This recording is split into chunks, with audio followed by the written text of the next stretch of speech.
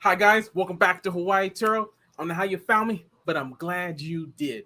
If this is your first time watching this stream, this is your first time on my channel or in my Facebook, I created this Facebook and I created my YouTube channel to help you grow your business and understand how to run a successful Turo business. Plain and simple. I've been doing Turo for a while now, since like 2017. I have about like 19 cars and I'm solo and I do everything myself with that scooter back there. That's what I use every single day. I'm kind of crazy with it. Most people don't do it the way I do it. But the way this is going to go down, right? We're going to have people from like all over the world. It's going to be like Q&A and pretty much. I'm going to talk a little bit about this new thing I'm going to start doing. Like whatever thing you see on my thumbnail, like this, I think this one says something about, have you ever dealt with your car being delisted? I'm going to talk about that. So whatever I have there, that's kind of like one thing I'm going to talk about. But that's probably when more people get in here. I know some people don't understand about delisted, what to do. It's just, what do you got to do to get it back listed, right? So I'm going to talk a little bit about that later. But before I get to that, I want to say that I go live right now. It's like almost every Friday. I try to go live at least once a week, if not twice a week, just like that. So usually between 8 p.m. Eastern Standard Time, 7 p.m. Eastern Standard Time, like kind of around that time is when I go live. That's kind of how I'm going to do it. And yeah, let's see. Where's everybody from? Let me know where you're from. Let me know how many cars you have. Let me know where you're located. I think everybody likes to see where everybody is at. And if you didn't know, I'm in Hawaii. That's why my channel, my Facebook group is called Hawaii Turo. That is me. Let's see. Hey, 44. Hey, how's it going on this Friday?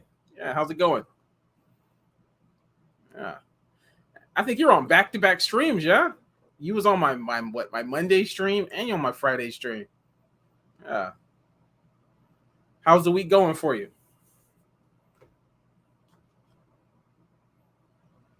I know for me, man, like pretty much all my cars are going out. Every car that can go out has been going out.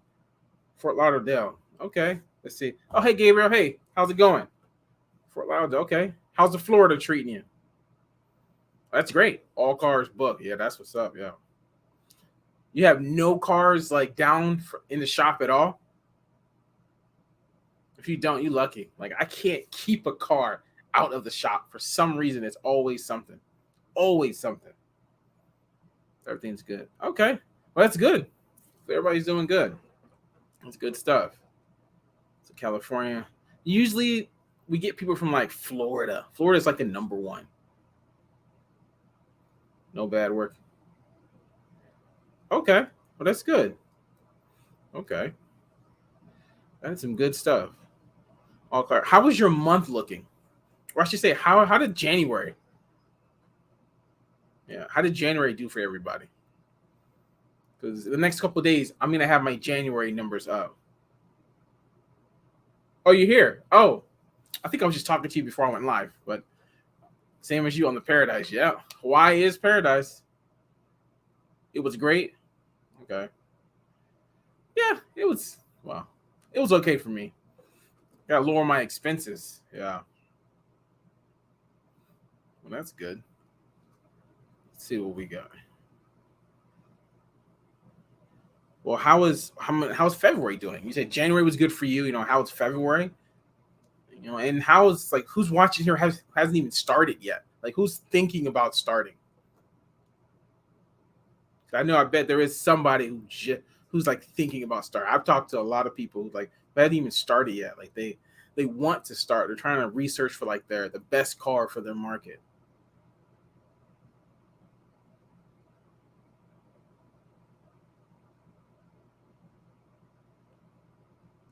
Let me see.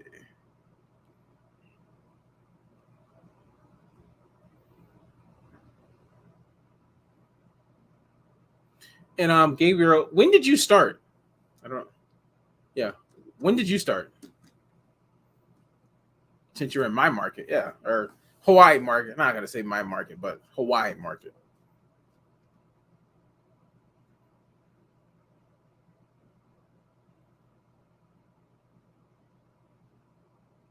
Let's see. Okay. And where is everybody else located? You got Florida, California, Hawaii. Let's see. Hey, hey, Miranda. I think I said that right. Hey, Miranda Johnson. Let's see. Listed my vehicle. Got all March booked right away. Now I'm scrambling trying to figure out everything out. Okay. Okay. The only thing I want to say is maybe I don't know if I don't know if I even talked to you, but do you have, or when you first started, do you have automatic pricing with discounts? Because usually when you have those two things, which I definitely say take off, your rates are so much lower, and then people get booked out instantly for like months at a time. But if you didn't have that, then yeah, that's great. And you said February is better, but I have some bookings in March. Okay. Yeah, I mean, my January to February might be the exact same. I'm curious what my what percentage of my cars actually went out every day. I don't have all my numbers yet for my video, but I will. So I'm curious. So your Jeep got booked for the first time. Well, that's good. Why did you just get the Jeep? What's so good about the Jeep? What's going on? Oh, and Miranda, have you watched any of my videos? I'm just curious. Like especially like the Turo host one-on-one. Have you watched that video?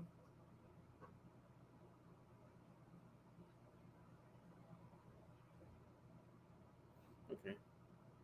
Yes, I did. Yeah, I did automatic pricing. Quickly upped it and still get another booking. I'm thinking I need to step up. Still need to up the price.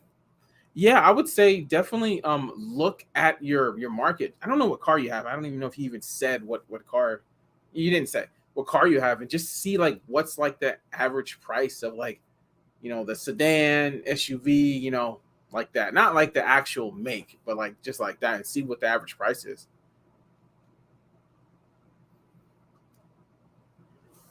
But the quickest way, well, I mean, of course, this is like I'm talking to everybody. I do have a video on like how to price your cars. If you would look at that video, I really go deep dive into that, and that's definitely on there. I think it's called literally, I think it's called how to price your cars or something like that. How to price. That's pretty much, yeah. Pretty much you're just looking at your market. You got to do a few searches, weeks out, months out. I mean, it's pretty easy. I mean, I don't think it's that difficult, but you can easily find out the percentages. Yes, if yeah, I have a YouTube channel. It's called Hawaii Turo. That's why this Facebook group is called Hawaii Turo YouTube. So if you just go on YouTube and you go to Hawaii Turo, you're gonna see my face. And I have like 170 something videos. I've been doing YouTube for about a year and a half. So I have a lot of videos on there. And I think the one that's something like how to price, put price in the search and you will find it. And I deep dive in that for like 20 minutes or something. 10, 15 minutes, I deep dive into that.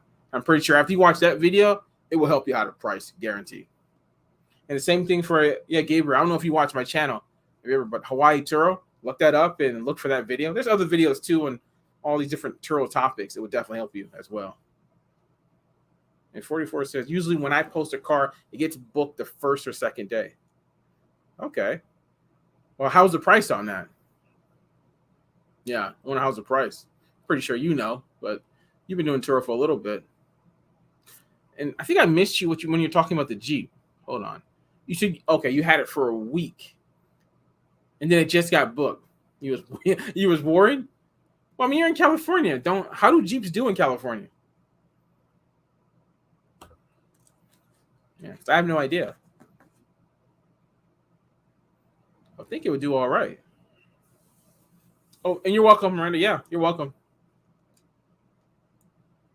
Hey, Jonathan. Hey, how's it going? How's it going? Let's see.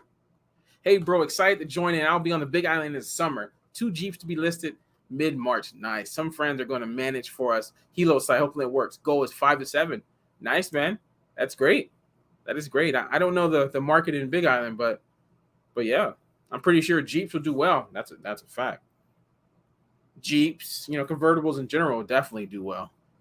Guarantee you that. I'm pretty sure, Big Island is not as, saturated as Oahu, because Oahu is crazy saturated. But you're welcome. I would say, you say you just joined. I would say watch my YouTube videos. They'll definitely help you out as well. You said high demand 44. Well, then, yeah, okay. Maybe your price was too high then. Maybe that's why you didn't get booked instantly.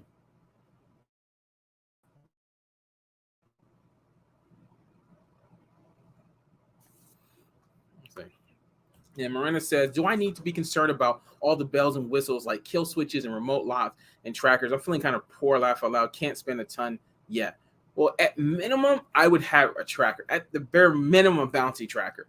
But just know a Bouncie, you could just take out of the OBD the OBD port, right? You can just take that out. You are in, what did you just say?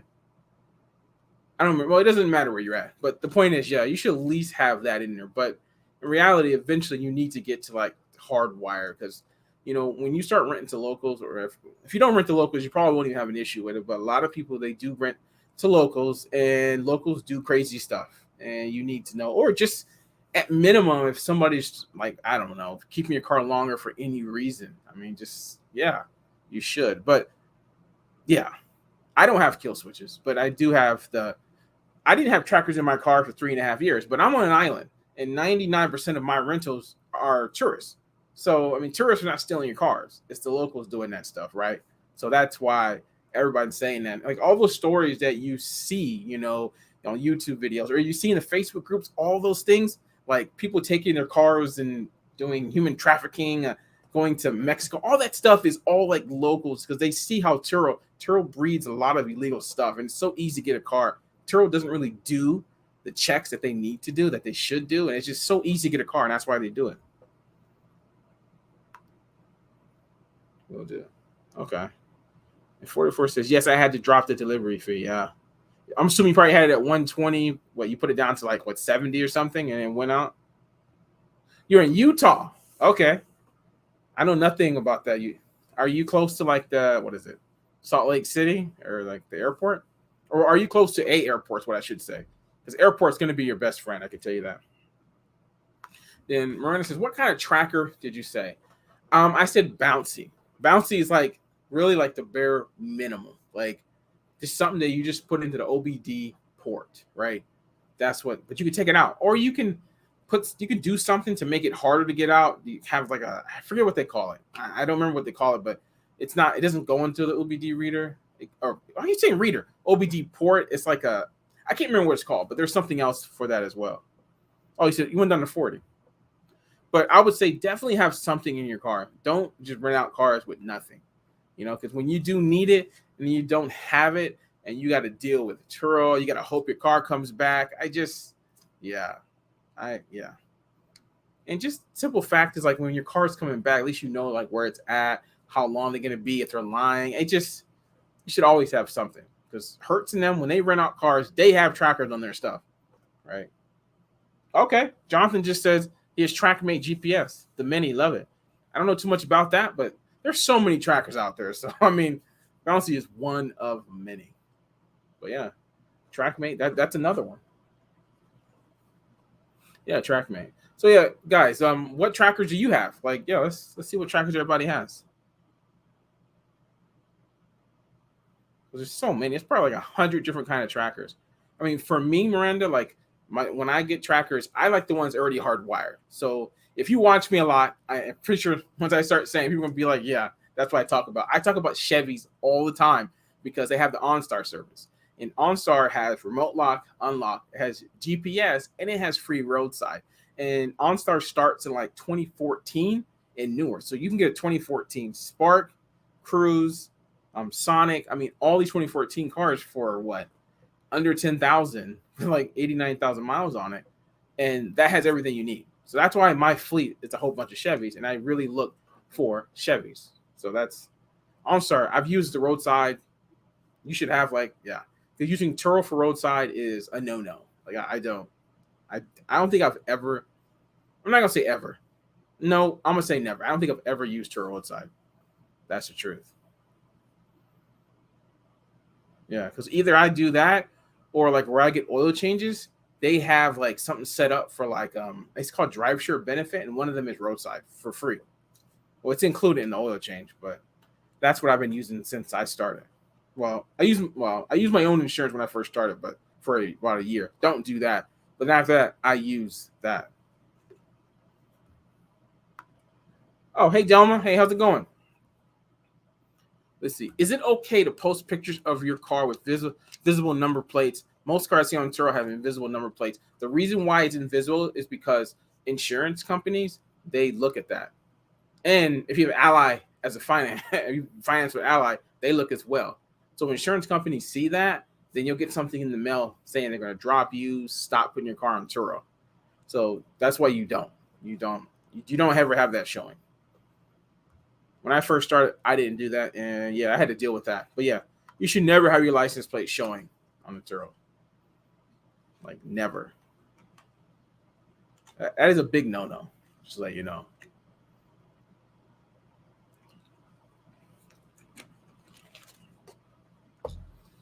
Okay.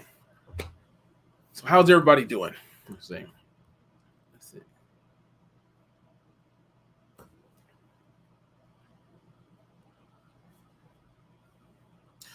Well, let's go into what I was talking about at the beginning, like about what I'm going to start when I post on the thumbnail. Like, has anybody had a car delisted? Here's the first question I'll ask. Has anybody had a car delisted for anything? Oh, you're welcome, Miranda. Yeah, maybe I'll see you next week. Yeah, I'll be doing it again like Monday or Tuesday. So, but you're welcome. Hopefully it helps you out. I think it will, though.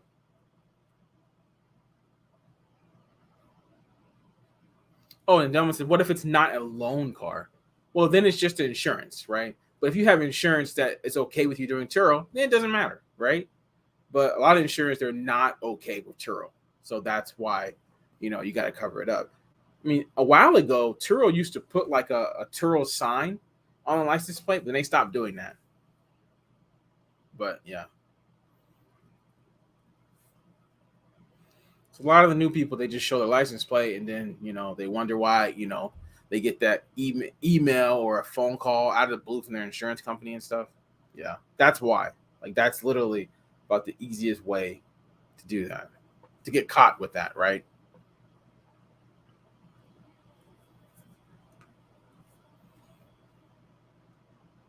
So if anybody has their license plate showing right now and you know that your insurance company does not like Turo, like Geico, I would definitely take it off. Just take another photo and yeah, be good to go.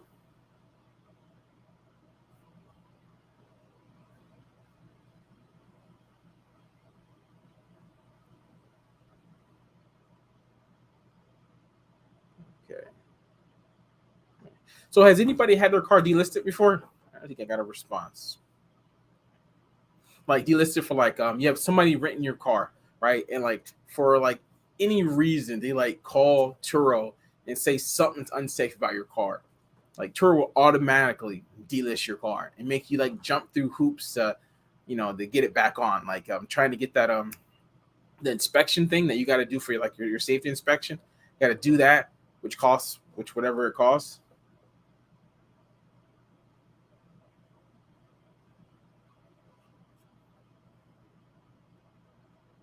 Oh, hey Tanya. All right, I'll get back to that. Hey Tanya, hey, how's it going?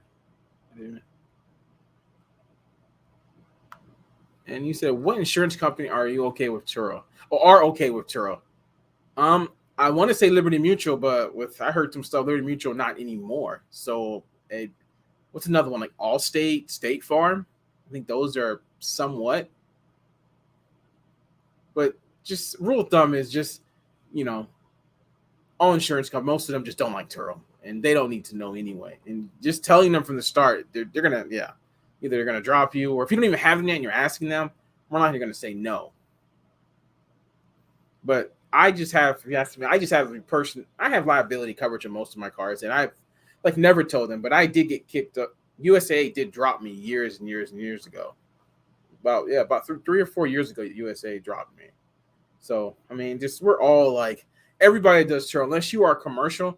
Everyone does Turo, like just they don't let their insurance company know. There's not many of them, that really like Turo. Who's okay with Turo?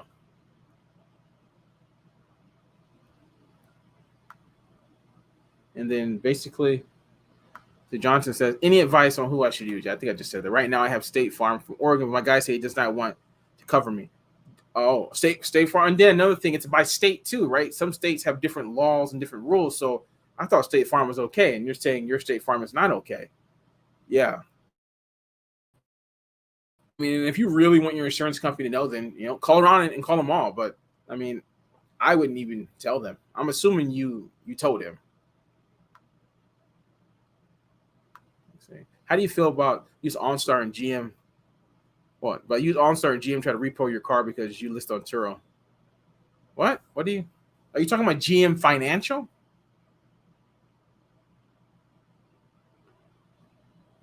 Definitely, Jonathan. You should not have. Are you talking about GM Financial like repoing your car and using OnStar? Is that what you're saying? Oh, that's well. If that's the case, then oh man, that's I haven't heard of GM Financial though. That must be something new. But that's another thing. You should not have your license plate showing. Right. That's one. But there are other ways of getting caught. Someone using your insurance. Because a lot of states, your insurance is it's on your license plate. Right. It's connected to the DMV. Hawaii's not like that, so I don't have that problem. But a lot of states, cars get into an accident, they run your plates, they got your insurance already. In that situation, what can you do, right? I mean, what can you do? There's not much you can do. I mean, like literally, what can you do? I mean, it's just a risk we take in this business. To be honest, like there is no Turo could have fixed this 10 years ago and they haven't fixed it. So it's just either get a lot of cars and go commercial, or they have some other ones like what is it, Metro, ABI. I've never used these before, but I've heard of these companies. I mean, there are. I don't know how they work. I really don't. I think ABI is like they give you a certain amount of miles for you to drive. They put something in, the OBD port, but I'm not 100% sure on that. I would say look that up, but there are other ones. Hey, Rob. Hey, how's it going? What's the best used car to start with? Well, I want to say in any market, the best used car for me, if I was going anywhere, I would say get like just a small little economy car. I mean, at that point, I think that car would make money any market. I mean, how much money? Who knows, right? But like to not make money, that's something that's just not going to happen with a small economy car. Because if you go for like a luxury car, there are lots of luxury cars that do not make money, right? It's just that, yeah, because somebody would rather just get like a brand new cheap car than get a luxury.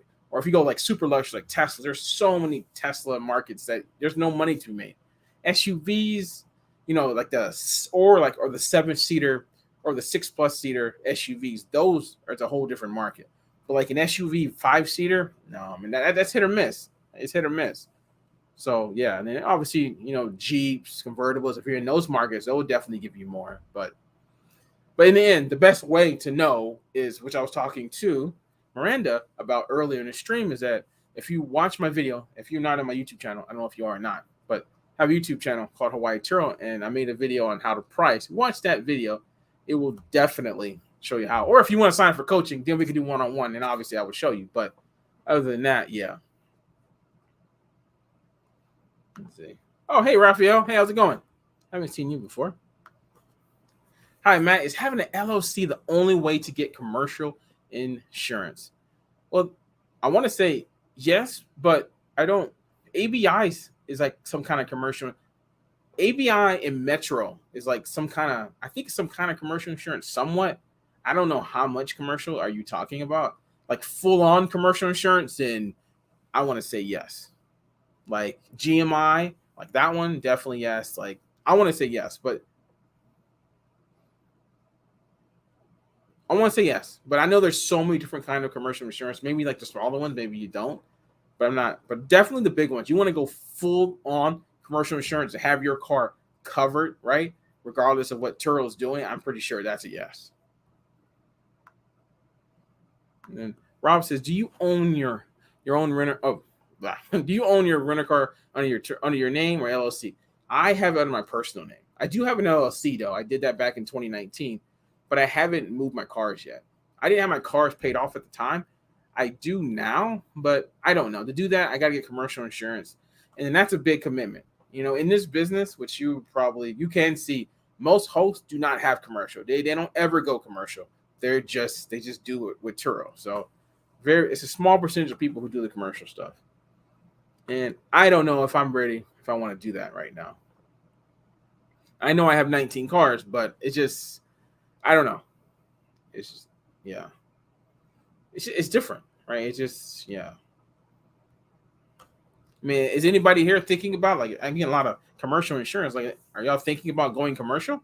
Is that your plan?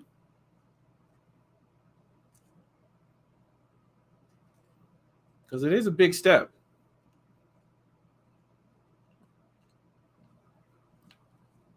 Let's see. And how many cars do you have when you're thinking about it? Because a lot of those, those commercial insurance, they want a lot of cars. They want you to have like a good run loss record.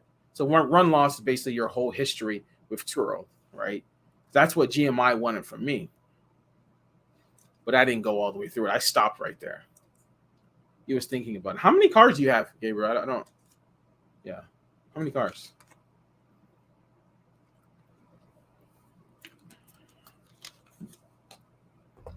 Because it is a big step, man. Like if you're going that route, you got to get like you got to get like a credit, what is that? A card reader, like Square or something like that. See, none. See, and that's the thing. If you want to start off coming into this business with commercial insurance, that is going to be hard, like full on commercial. Because yeah, it's going to be hard. I'm not saying it's impossible because I don't know. I don't know all the commercial insurance. I'm not going to say absolute. I don't know. But from what I was getting from GMI and what I got from other stuff, they want you to have a record, like a good record, which is called the run loss record. And if you don't, if you're just starting, you don't have anything, and you got to have, multiple cars. So, oh, hey Cheryl, hey, how's it going? They want you to have a certain amount of cars.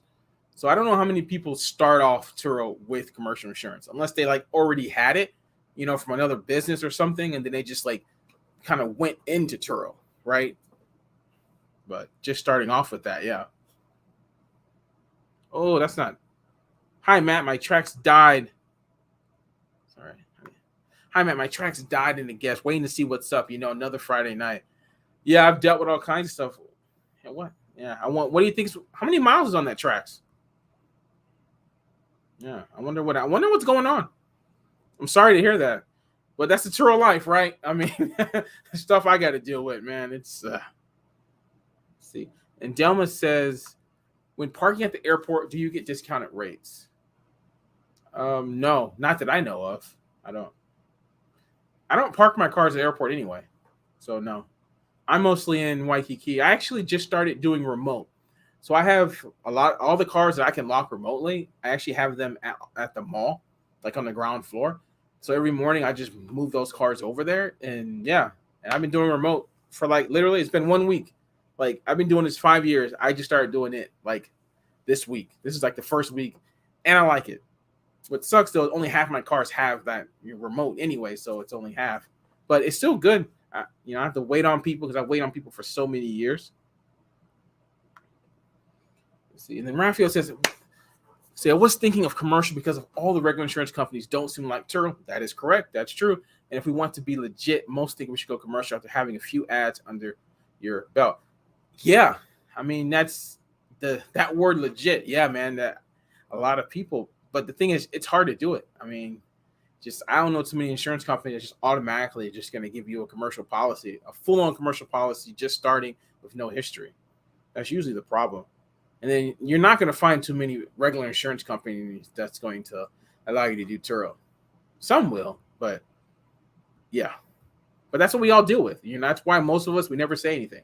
That's just it is what it is. Kind of like how Uber was when Uber first started. When Uber first started, I don't know if it was Uber driver, but I was a full-time Uber driver. The insurance companies didn't like Uber either. Now they do. But oh, hey, Wealth Dancer, I remember you. Hey, how's it going? Hi, should I leave my insurance in the car when renting? Thanks. Well, terms of service with Turo says yes, right? Should you? I mean, personally, I don't, but the terms of service is yes. You should leave it somewhere in the car. Yeah, some people hide it some places. I mean, that's all up to you, but I'm never going to say something outside terms of service. So terms of service says you have to leave your insurance stuff in the car. Oh, Cheryl, you got what do you consider high mileage? I don't anything over 100,000 and you got 110. Well, I have some 119,000. So yeah, well, maybe it's about time to trade it in. Oh, hey Harvey. Hey, how's it going? Let's see. So Matt, any aftermarket apps remote unlock devices. Older cars don't have remote unlock feature. That is true. I mean, like, I don't know what cars like Viper or Gold Star work on. I always recommend them, but I really don't know like if they work for all, at least most in the last 20-year old cars. I don't know. Have you looked into that, Harvey? Have you looked into like, I've looked into Viper myself, but have you looked into Viper and Gold Star? There's some other ones too, I'm pretty sure, but have you looked into them? I know Viper for me, the person was saying about $400 a car. And that's what I'm going to do in the next like 3 months, slowly. So I got about like, 10 cars to do? So yeah, that's going to be some money.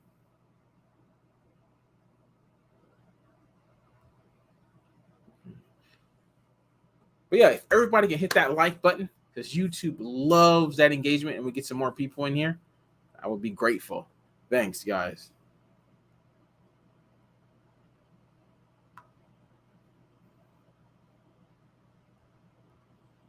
Let's see what we got here. The Apple AirTags. Oh man, I've heard so many bad things about that AirTag stuff. I do have an iPhone, but it's like my second phone. But anything wrong with using Apple AirTags with GPS, as long as it's well, he said disclose to the customer. Okay, well, yeah. I mean, if you're telling them, I mean, I don't see a problem. But like, well, I think it doesn't. It only works if it's next to like an apple, right? So if there's no apples around, then right, then you don't even know. I mean, a lot of people have iPhones, but what if they don't even have it, right? I think that's true, right? But I mean, I've never had it. I've never used it. But maybe someone else can say something. Like, does anybody in here use the AirTags? Oh, Harvey, yeah. So yeah. So Viper is what I'm going to use. That's a fact. That's why I just try to buy OnStar cars, Chevys. I have two. What is it? Chevy Sparks coming right now that I special order in OnStar, and yeah, that's really pretty much all I want. OnStar, Ford Pass, Nissan services. That's what I try to use. Makes it easier.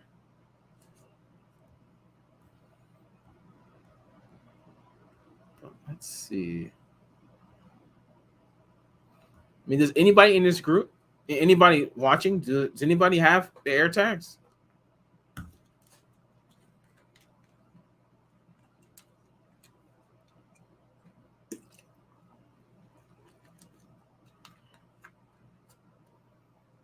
Okay. Oh, you go.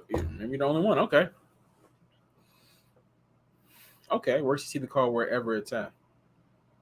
But does it have to have like an iPhone like in the car?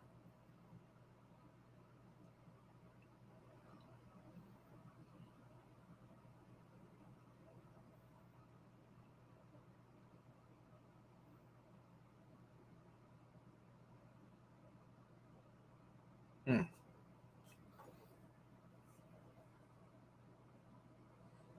I don't know. Just the thing about it tells the person that that it's watching you. I don't know that part. I don't like.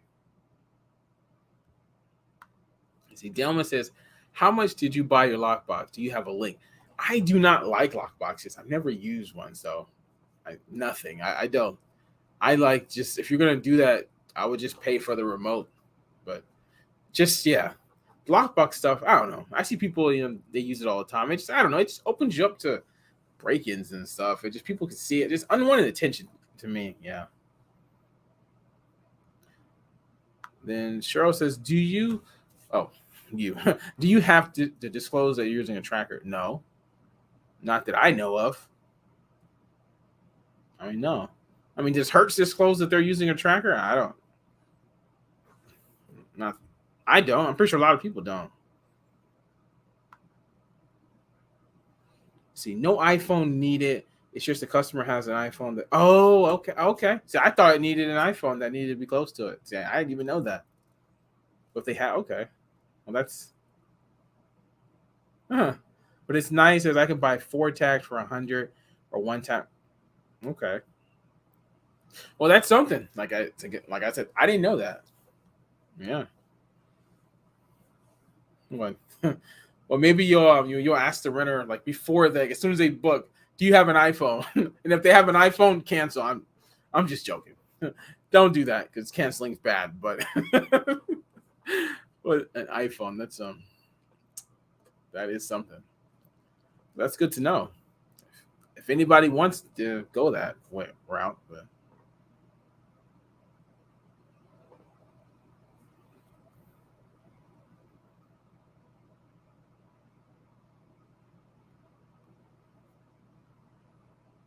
let's see. Like, how many people in here use the Bouncie as a tracker?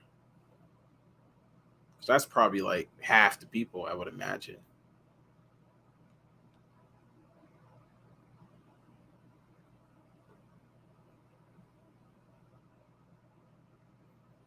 Because I have 10 of them, so I definitely use them a lot.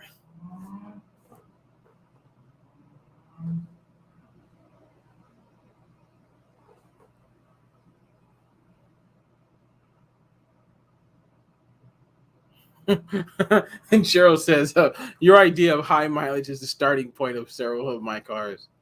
Yeah, I mean, over 100. Yeah, I mean, I have a few cars over 100,000 as well. I mean, what is high mileage to you? Like, yeah, what is high mileage to you? Right? I'm curious. Like what? Like 150, 160? Like what is high? Like what is like the let's see. What is like the average miles that cars start to break down? Right?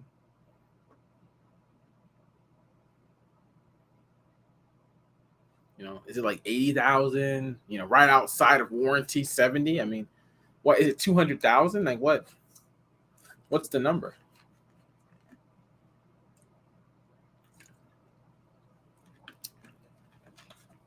Let's see what we got. Like, what does everybody think high mileage is? That's what I want to see. Like, what's everybody's number on that? I'm gonna go with, like I said, over 100,000 miles. So, what does everybody think? I bet someone's going to say like 80 because they only have like new cars and they probably never have cars 80,000 miles. Because like my Mustangs that I have like 600 trips on, they have like 119, 115, 112. I mean, I have a lot. So Gabriel says 100, 120, and Cheryl says 130. Okay, well, okay, it's close. Tiny says I agree. Yeah, I mean, it's cars. I mean, I'm trying to get rid of my cars with all these miles on it. I don't know how many cars you have, Cheryl, at least that high. Yeah, I just have issues after issues. I mean, from maintenance to like engine stuff, right? Just things just start popping off. I mean, coolant hoses. I mean, all the way down to the brakes. I mean, it just control arm. It's just so much stuff. It's kind of ridiculous, actually.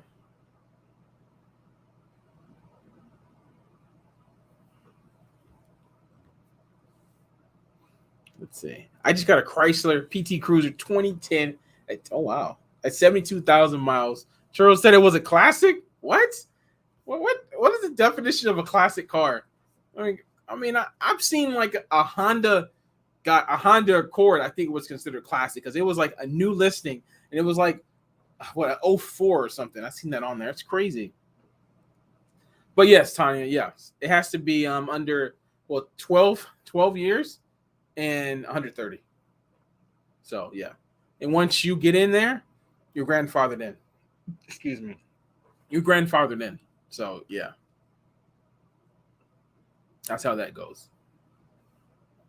So all those older cars you see that they're really not classic, yeah, or they got in as classic, as what Cheryl was just saying. How is a 2010? How is a 2010 PT Cruiser a classic? Like, in what world is that a classic? Like no world. I mean, that's crazy. But that word classic, like I don't know. I mean, it's good. It's good you got it on, right? It's good you can make money on it, but a classic, like that's crazy. Like, can you search for classic cars only on Turo. And if you can, does a PT Cruiser come up? I mean, that's crazy. But yeah, right. I'm gonna put that right there. Yeah, you're right. I'm starting to come out of pocket more to get younger, lower mileage cars. Yeah, I mean that's pretty much if you watch my goals. Yeah, I'm trying to get rid of my cars that have high mileage on them, man. I just problem after problem after problem, right? Yeah, my Mustangs need to go slowly, but they need to go, right? Like I think that if someone's running a fleet of high mileage cars, over 100,000 mile cars, those are the people who work on cars. They have like the hookup to fix cars, right? That's the kind of person who could run a fleet with high mileage vehicles. But if you don't have those things in place and you're paying full price to fix cars, you probably shouldn't have high mileage cars in your fleet. At least not many of them. That's what I'm getting to, which I wish that I was thinking about that years ago when I got these Mustang. I probably should have gotten rid of them like pretty much right out of warranty, like literally maybe like 70. They've been pretty good overall, but still, like yeah, that's what I wish. And then Gabriel says all parts have a lifetime. Once you know that your vehicle you have to replace before the parts go. Yeah, I have a little fleet of vehicles on my business, and that's what I do. Yeah. I mean it sucks, but yeah, the parts and it's labor. Like the labor at dealerships it's insane. Like I have a friend who owns a car dealership, and he knows he has mechanics on his payroll, and I took my cars to him now. So now from now on, yes, what I'm paying now is so much less than what I was paying. I'll be going to the dealership. They know who I am when I go there. I mean, they know who I am because I go there so much. Like the Ford dealership, the Chevy dealership. I've been going there for years. Not no more. Not no more. Like I'm going to him. Everything goes to him. Every single thing. So that's me now. And hey, Aubrian. Hopefully I'm saying your name right, King. Hey, Aubrian. Haven't seen you on here before, but how's it going with you? Where are you from? How many cars you got? But your question is, how did you finance so many cars, personal or business credit? Well, for me, it was finance. I got to the point of 12 car loans. So I started off with like one, like everybody else here. I only had one car back in 2017. It was my Uber car. So I just started, I got another car, and I had an Airbnb business that I had that's where most of my money was coming from, Airbnb. Did that for a long time, like since 2015 until 2020. And that's what I put on, my application and stuff. And that's pretty much how I did. Like I did one. In 2018, I kind of went crazy because I got a Mustang. I saw how much money I was making. Like every month or every other month, I was getting another one. So I had like 5 loans with Ally Financial. And I just kept going. I mean, 2019, not so much. And then back up in 2020, yes, obviously 2020 was like nothing. But 2021, that's when I came back and I got a couple more. And yeah, that's how I did it. I'm not going to say it's not going to be easy to get 12 car loans. I don't think so. I mean, at about 10, it started getting harder for me. Some of my cars had really high interest rates, but at the beginning, it wasn't that bad. But I don't really recommend, if you watch my video on I think it's called, I just paid off 12 car loans. Do I think it was a good idea? I would say watch that video, and you would definitely know like my thoughts on that, because I don't think it's a good idea to go out there and get all 12 car loans. Like it just, man, I don't recommend. A lot of people do it, but yeah. Are you welcome? Yeah, I don't know if you just found my channel, maybe you've been watching for a while, but yeah, maybe you watched the video already. I don't know, but yeah. See, Cheryl says, "How do you unload these cars? Always trade in." Yeah, I have at this point, I haven't actually sold. I haven't actually sold a car before. I've only traded in. So yeah, so that's something. The selling car stuff will be new to me when I eventually do it. But I don't know. Maybe I try the Facebook Market. I don't know if I really trust that, but I want to try. Where else can you sell a car besides a dealership? What is it like? Carvana or something, or all those things? I've never tried that before, but maybe something like that when the time comes. Well, not right now. Let's see. And Raphael says, if you fix your own. Oh, okay. If you fix your own cars, does that mean you can't claim anything on taxes, or can you turn in your receipts from AutoZone? Why can't you turn in the receipts? Yeah, I don't see why not. I mean, it is a business expense, right? I mean, I don't see why not. How come you think you can't? And yeah, I meant oh, you said cars, not cats. Yeah, you had me pause there for a second. I was like, I'm pretty sure you didn't mean cats. But yeah, that's funny though. Cats. Dayton, Ohio, I have 6 cars financed. Okay. What is like are you making, like, what is your monthly car notes on those 6 cars? Because that's kind of the problem. Like for me, I had 12 and I was paying $5,700 a month. Right. And yes, I was making some money on it, but still, that and my maintenance costs, oh man, it was eating out a lot of my profits. And that's kind of the problem with that, which is what I talk like more in detail in that video.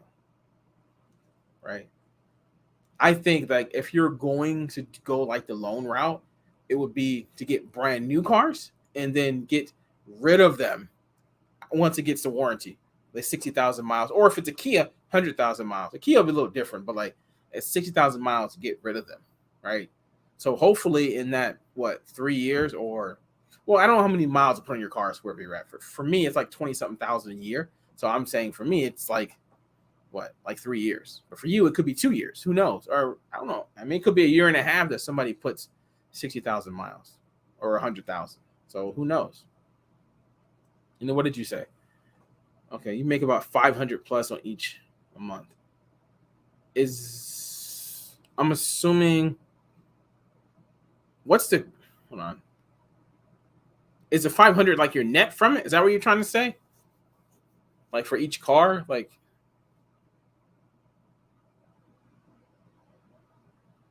so you finance really old cars, like 6-7 year old cars, and you're only making like $500 gross for each car. Is that what you're saying? I don't know if that's what you're saying. Yeah.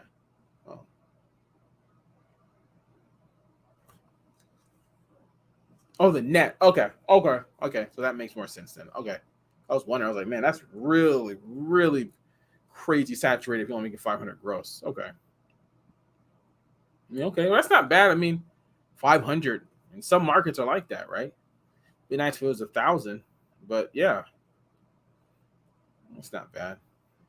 Just imagine if if you could get all that, get the loan stuff as well. When did you start? I don't know if you told me. Like, yeah. Yeah, you didn't say. When did you start? Like, are you close to paying some of them off? Or is that even your plan? Because my plan at the beginning when I started doing this business was to get the loans, keep them for 200,000 miles, and then get rid of them.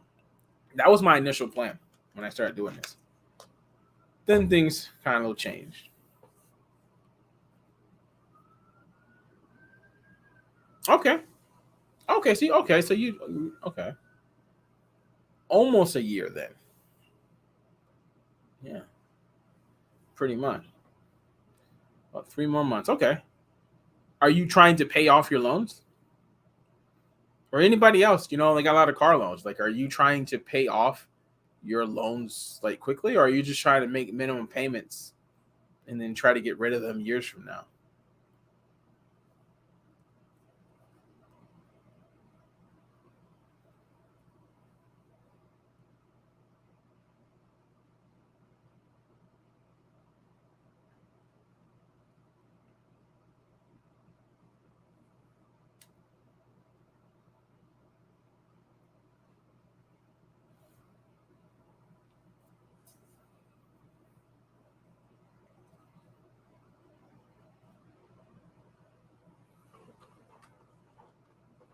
See, minimum payments then on. Okay, yeah. So that's kind of how I. Yeah, that's kind of how I thought then. Minimum payment, and then just get rid of them. Yeah. Another problem with me is that I bought brand new cars, so the 3 years there was still so much negative, especially on like this 2017 Ford Mustang that I bought for like $40,000.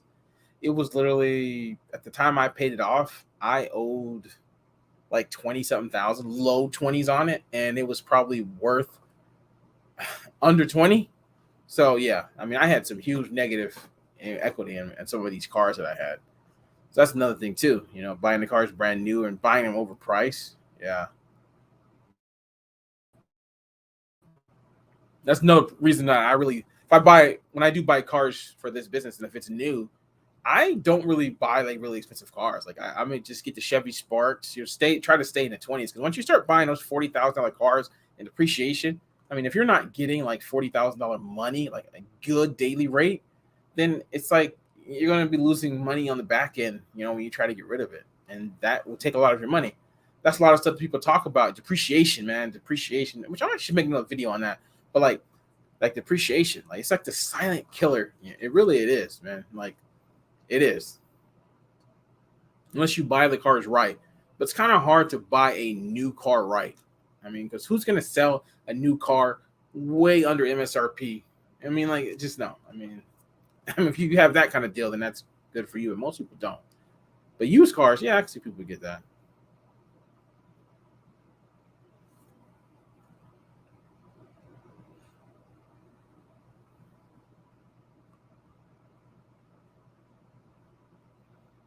Let's see. Well, if we got any new people, yeah, just let me know how many cars you have and where you located. I see I'm going on and on, kind of rambling a little bit, but yeah. If anybody got questions, yeah, just let me know.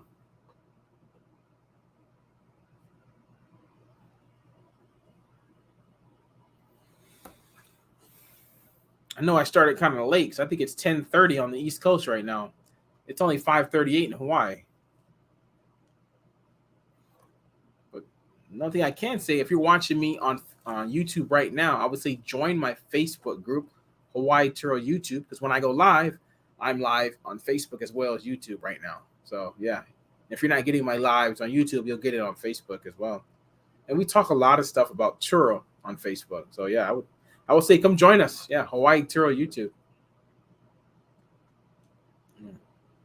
And also, if you have an Instagram, I do have an Instagram, which I'm actually gonna make a post on Facebook soon. Like Hawaii_Turo. That's like my official, Instagram for my YouTube channel. So it's just day in the life stuff that I talk about. Videos, little quick reels and stuff like that, and I post some other stuff too.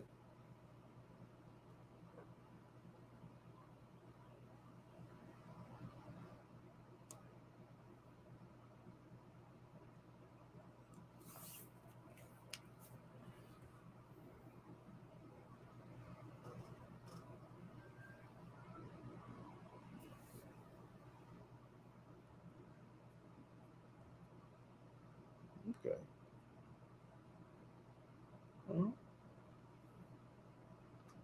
And Raphael says, it's my first week. Nice. That is nice. From California. One car that a friend just as let me have a 2010 Nissan Versa. Nice to meet everybody. See, that's why I do these things.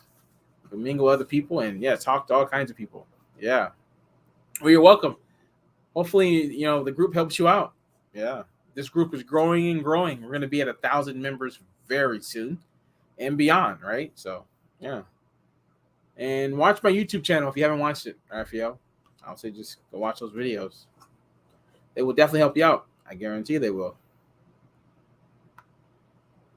And of course, if you want some, or anybody, for that matter, if anybody wants some one-on-one coaching, I do offer that on my Patreon. So I do that like Monday through Friday.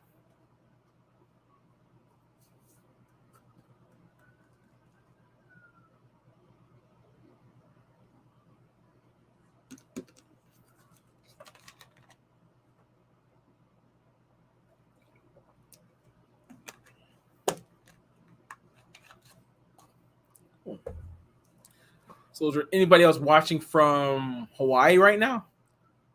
Let's see. I know it's got to be somebody watching from Hawaii. Let's see what we got.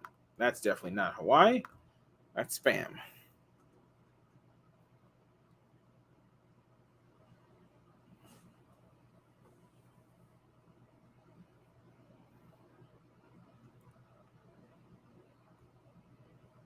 Okay. So far, okay. So far, I think I've seen Ohio, Florida, Cali, and of course Hawaii. Where else is everybody? Yeah, where's else everybody else at? Let's see what we got. What else do we have? We got anybody from like Vegas, what, like New Jersey.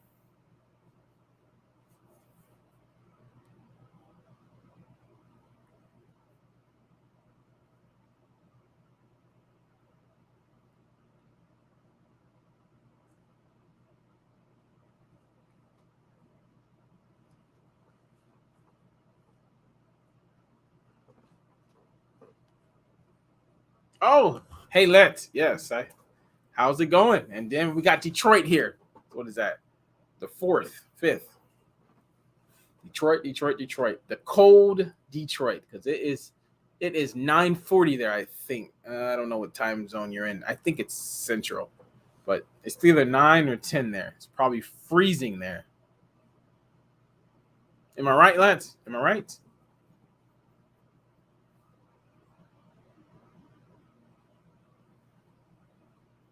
It might even be snowing, but who knows? Oh, Massachusetts. Okay, that's enough. Well, that's probably even colder. Yeah. What did Raphael just say? Do you think in a few years we could put small airplanes on Turo? That'll be funny. Highly unlikely, but yeah.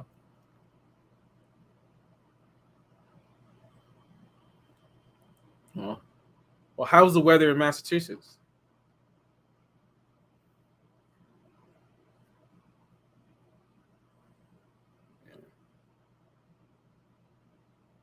Let's see. Oh, Eastern. Okay. Well, okay. Eastern. 10:43. Oh, see, snow. 24 degrees. Yeah, exactly. That's crazy. That means you're not walking out in like slippers, slides, sandals, whatever you want to call it, and shorts and a shirt. You're probably layered, like 3 different layers, maybe. God, 24 degrees. I don't even remember the last time I was in 24 degrees. Like I don't know. Like that's crazy. And Cheryl says warm for us is 46 degrees. Wow. That's warm, huh? That's warm. That's no. No, no, no. No ways. You guys have to come to Hawaii. If you haven't ever been to Hawaii, you got to come to Hawaii at least once. Get on the plane. I know it's a long plane ride, definitely from Detroit, Massachusetts, but you got to come to, and Florida, of course. You got to come to Hawaii at least once. Come during the wintertime, you'll enjoy it even more, right? I guarantee you will. I guarantee you will. Like, come during Christmas, you'd be like, wow, this is Christmas.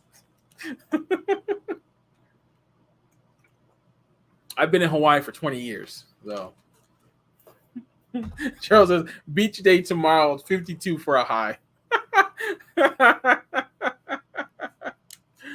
Oh, that's funny. That's funny. Y'all even have beaches? I don't even know. I don't. I definitely want to visit Hawaii. Yeah, everybody has come to Hawaii at least once. At least once. You got to see it. I mean, it's way different from the rest of the states. Way different. Got to. Definitely got to.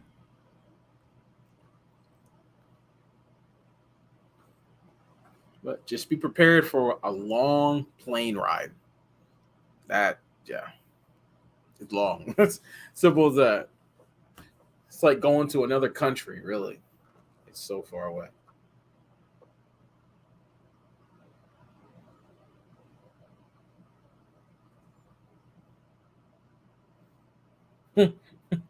And Raphael says, shivers in Cali, 66-degree morning. Yeah, I mean, it was 60 something degrees here. It was pretty cold this morning. It's definitely pretty cold. I was on my scooter. I was like, man, it was cold. I can definitely tell you that. Hawaii cold. I mean, when it gets to like 60 or even low 70s, people here start putting on jackets. Like, yeah, they really do. They really do.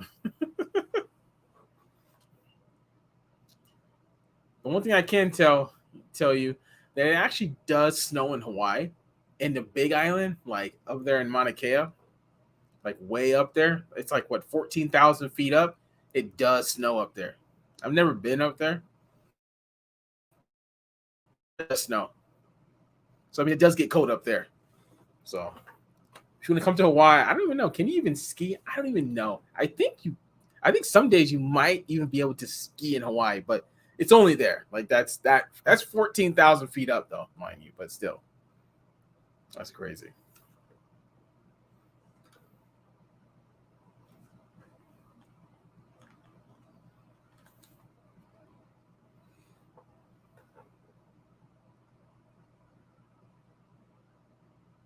Mm.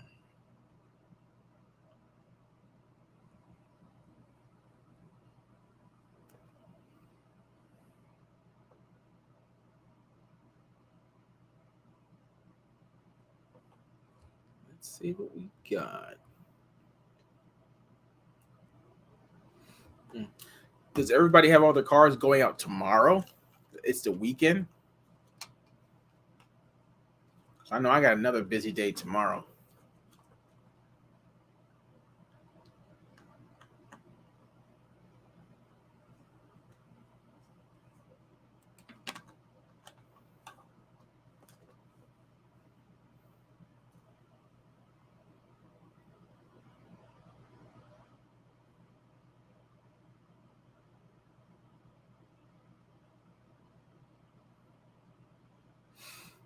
Oh, so update. The tracks got jumped, but need a battery soon. That's not bad. I mean, you can go.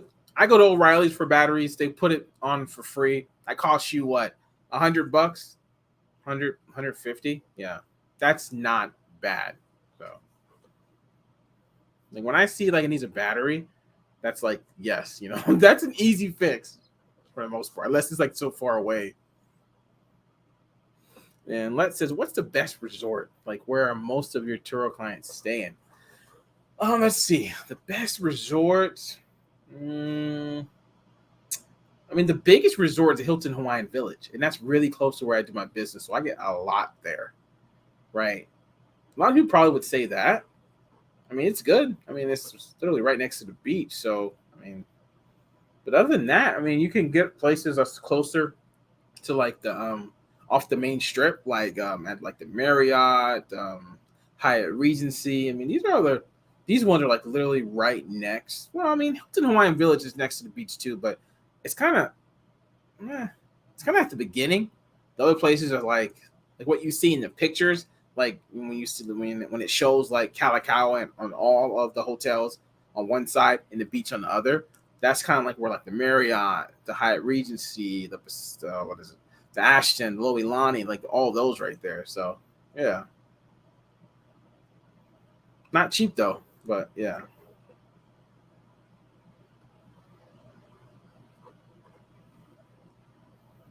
I would say just stay in one of those.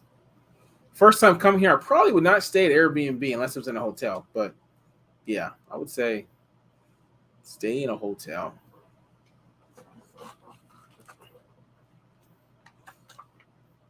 One hotel I would say not to stay at, which like the Prince Hotel, like that one right there. I think it's considered like a 4 star, or is it 5? I don't know, but that I would not stay at. The pictures are like very deceiving. I would, yeah, they are. I wouldn't stay there. Definitely not there. But I'm not saying it's a horrible hotel. It's just like the outside, like they just don't show you like the the homeless people, the water right there. They just don't show you.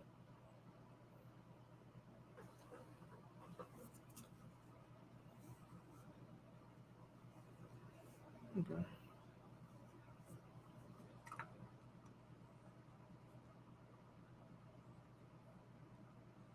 Let's see. Does anybody else have a question?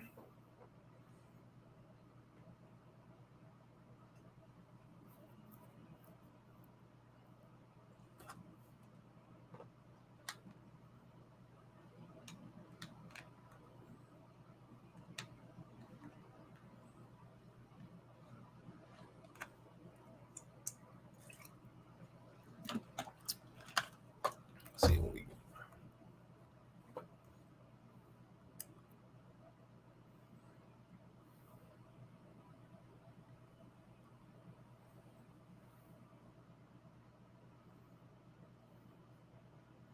Okay.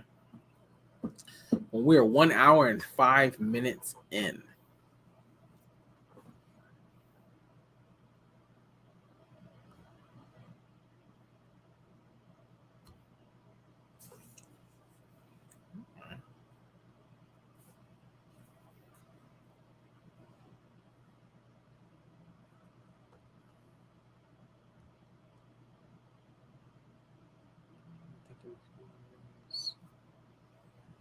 Okay.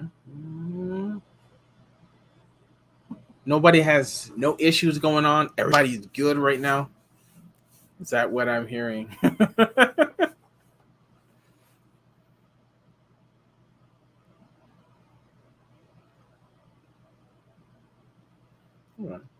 Well, one thing I can say, like I said earlier, if you're watching me on YouTube right now, which I think some of you are, I would say if you're not on my via Facebook and you're not in my Facebook group, I would say join my Facebook group, Hawaii Turo YouTube.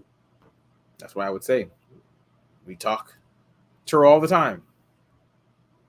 And if you go back and you see all these Facebook users, all these people, there's all the people in my Facebook group.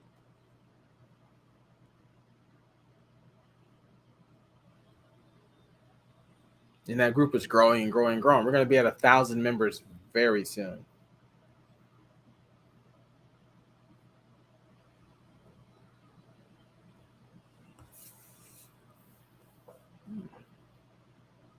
Maybe we'll go, like, I'm hoping that we can get to like maybe 10,000 by the end of the year. Maybe that's ambitious. Who knows? But, you know, you got to have goals. That would be nice.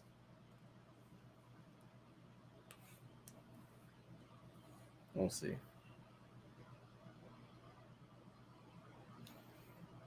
Yeah. And if you haven't hit that like button, you know, hit that like button because, you know, YouTube loves that engagement.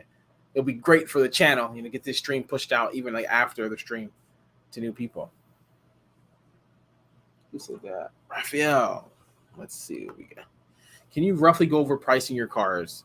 Is it just as simple as looking at similar cars on Turo in your area and just post it? I got one 5-star trip and no one else yet, but it has only been a week since I started. So yeah, I'm just nervous. Well, I mean, pricing, I mean, it can be easy, it can be hard, man. I mean, but the point is just it comes down to, are you in an oversaturated market or are you not, right? If you're not, then you can price whatever you want. You get booked whatever price. But more than likely, you are in a saturated market and you got to price it on whatever people have their prices around if you're trying to get booked, you know, frequently. I mean, that's pretty much it, you know. And when you look at cars, you know, you're looking at basically all the cars that are like close to your car that people will think about, you know, wanting to get, right? So if you're getting like I don't know, I mean, let's just throw a car out there. Let's go with let's just go with SUV. Like you get an SUV, maybe you got like a somewhat, I don't know, 3-4 year old older SUV, right? And it's not a 7-seater and it's just like a 5-seater. Like your competition is going to be, you know, of course, all the other newer 5-seaters, but it's going to be like the sedans as well. You know, like even I think like the brand new sedans more than likely. And if those cars are going to be really cheap, but you don't want to put your stuff that low, I mean, yeah, I mean, that's why like the SUVs, like I'll say the SUVs that are not 7-seaters, I think those are probably the hardest to get booked in a saturated market. If it's not saturated, then it's different. But and what I mean by saturated is like when you do those searches and you see how many cars are available, how many cars are booked, and I think rule of thumb, I usually look at if it's about like 50% booked or less is definitely oversaturated. But if it's like, well, if it's, I mean, less, but if it's more, then yeah, the opposite, right? That means most of the cars are booked and most of the cars are not booked. Like, so like here in Hawaii, right, I do a search a lot. Like any given time, I can look right now, 1 hour, which is interesting. 1 hour. If you look, yeah, okay, look anywhere, look anytime, well, look any day, but look 1 hour out, like whatever time is right now, look 1 hour out and just see how many cars are available. And if you see a ton of cars available, that kind of right there will tell. That's another way to tell if it's really oversaturated, because there are lots of people who put restrictions, you know, like 6-hour buffer, a 12-hour buffer. But if you have so many cars available for like the 1 hour buffer right there, the 1 hour, it's just, you know, that there's a lot. Like in Hawaii, like any given time, there's hundreds and hundreds and hundreds of cars just sitting because it's so saturated with cars. It's just, there's just not enough people on Turo right now in Hawaii that can book it, right? Hopefully I answer your question. Then Cheryl says, I drop prices initially and at slow season, then I do automatic pricing. Okay, yeah. Oh, hey, Trevor. Hey, how's it going? How's it going? Yes, Florida is one of those markets. Yeah, it's very saturated. Yeah, I can definitely. Yeah, it is saturated. I forget what part of Florida you're at, but yeah, I mean, that's one thing you just, I mean, how are your cars doing anyway?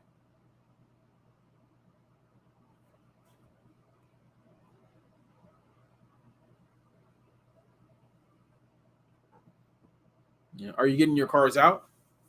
Yeah, Trevor. I know I haven't seen you on here in a while. Thanks for being a member, though. Thank you.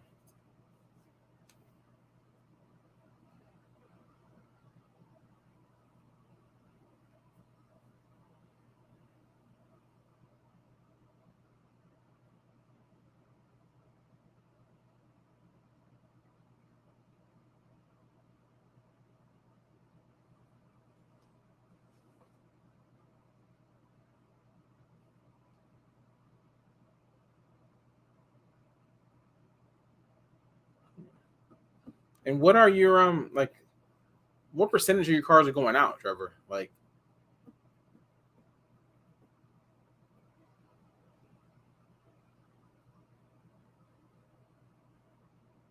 you know, I'm sorry to hear that. Well, hopefully you're back and you're good to go.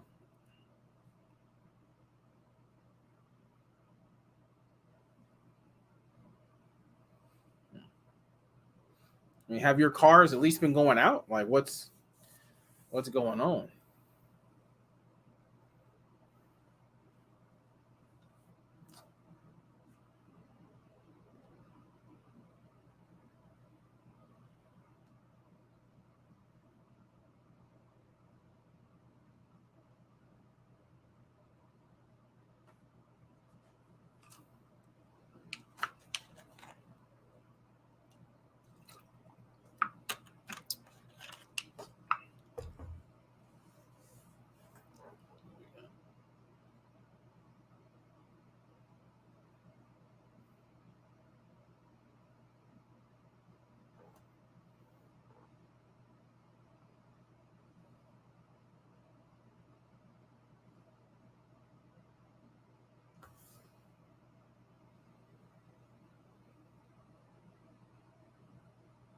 And Raphael says, "What's one of your worst stories that sticks with you during your tour experience? And what was your best?"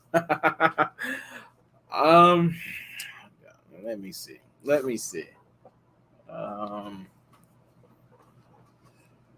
let's go with Hi Tar Plays. Hey, how's it going? Let me see. I'm trying to think.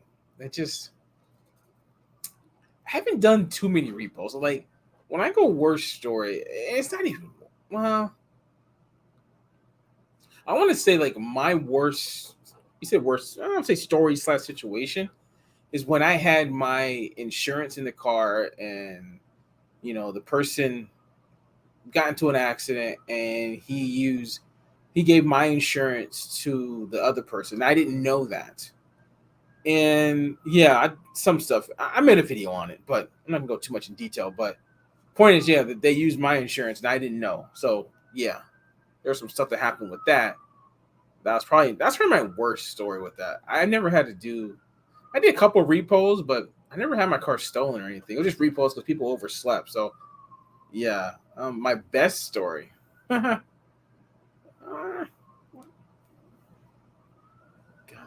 my best story. Oh. What's considered best? Like, what's good? Like your best booking? I mean, like, yeah, I don't know. I have to think about that. I really don't know. Definitely the worst one. That I got that, but like my best experience. Yeah. I mean, what's everybody like? Someone else can answer that question. Like, what is your best and worst experience? Yeah, I'm curious what everybody else got. So, like Tar Plays, what is your best and worst experience?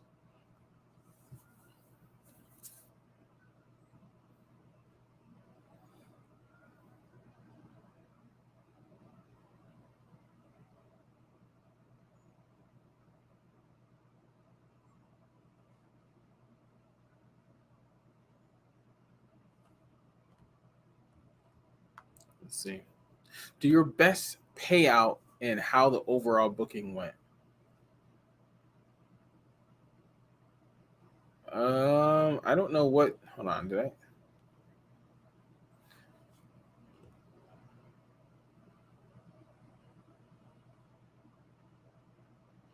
What do you mean, Tar Play? Sorry, I'm maybe I'm having a brain fart, but I don't know what you mean. What do you mean? The best customer experience. I mean, I know I've had a lot of experiences. I mean, what was your best customer experience? Yeah, I mean, yeah, I mean, yeah. What was your best one? Because I'm sorry, I'm best for me. I can't think.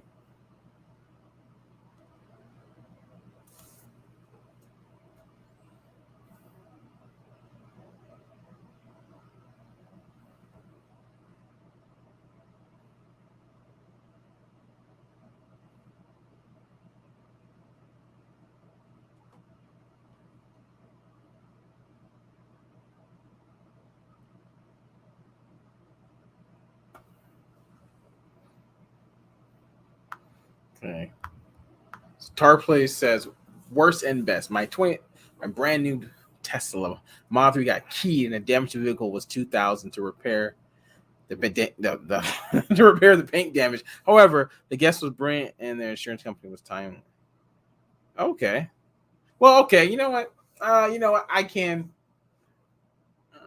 I have another worst that I completely forgot, but since Starplay said this, I had somebody. You probably you wanted the best experience, so that's the opposite. And it wasn't even. You know, I had one of my Turo cars keyed X's on like one whole side. Like they wanted to hit every single panel, and while it was parked in this garage. I mean that was, and I never like fixed it. Like I just like covered it up. I just put like touch up paint on it, so you can still see it. It was like 10 X's all on one side. I remember that. That was back in like 2018 or something. But yeah, I know that's crazy, right? But yeah,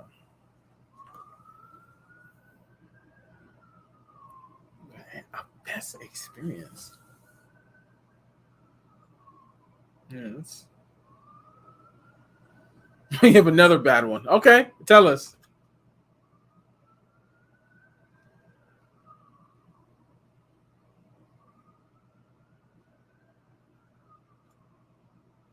Let's see what he got.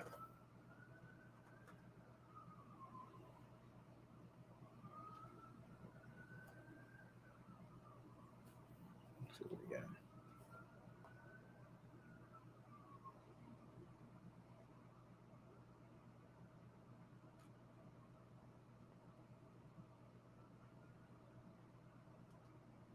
Okay, let's see what he has.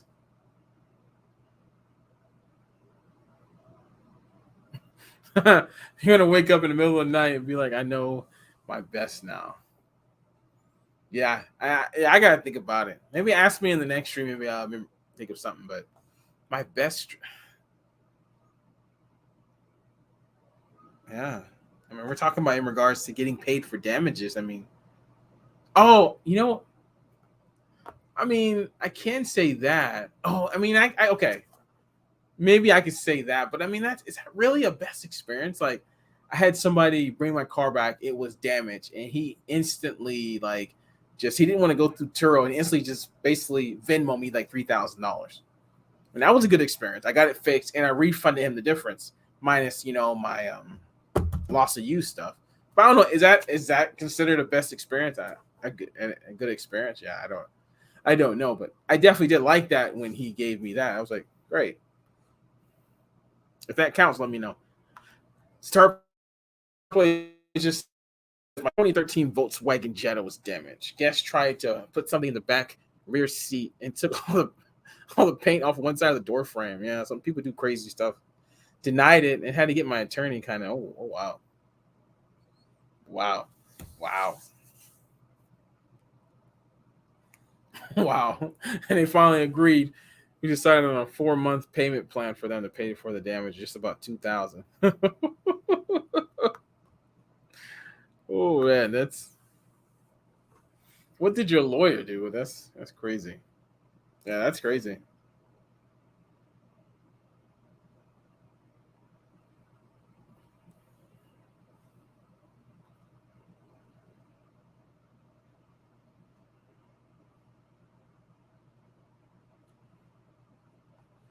Yeah, that is crazy.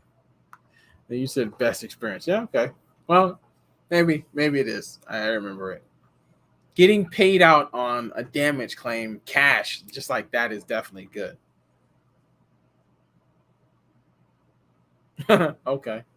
Basically a simple letter from our attorney. How did you get their address? Oh, because off their driver's license, I'm assuming.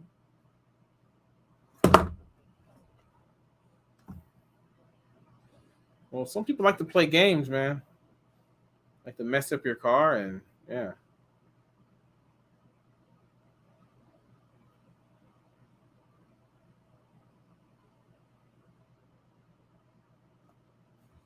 But that's what some people do. They do whatever they want. Okay. Okay, then yeah. Well, that's good.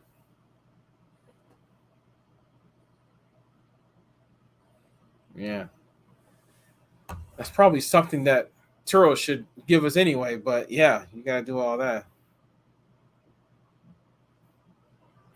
Well, yeah.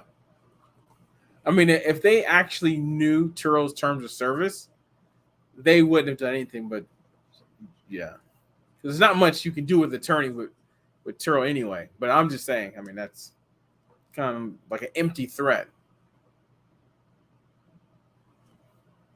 But they don't know that, right? The renter don't know that. I don't recommend doing that. But you did it. You did it. But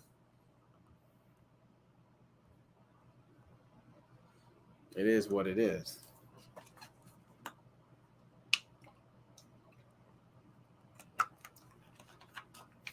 I mean, I've had some issue with a lot of international people and damaging my cars and then just leaving.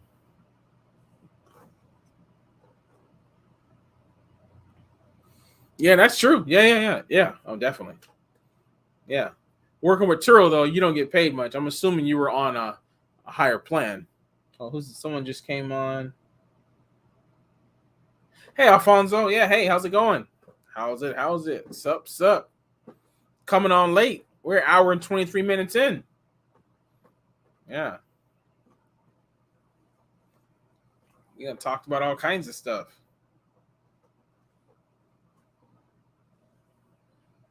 Well, how's it going with you? I haven't seen you in the group. I haven't seen you. You must have been busy.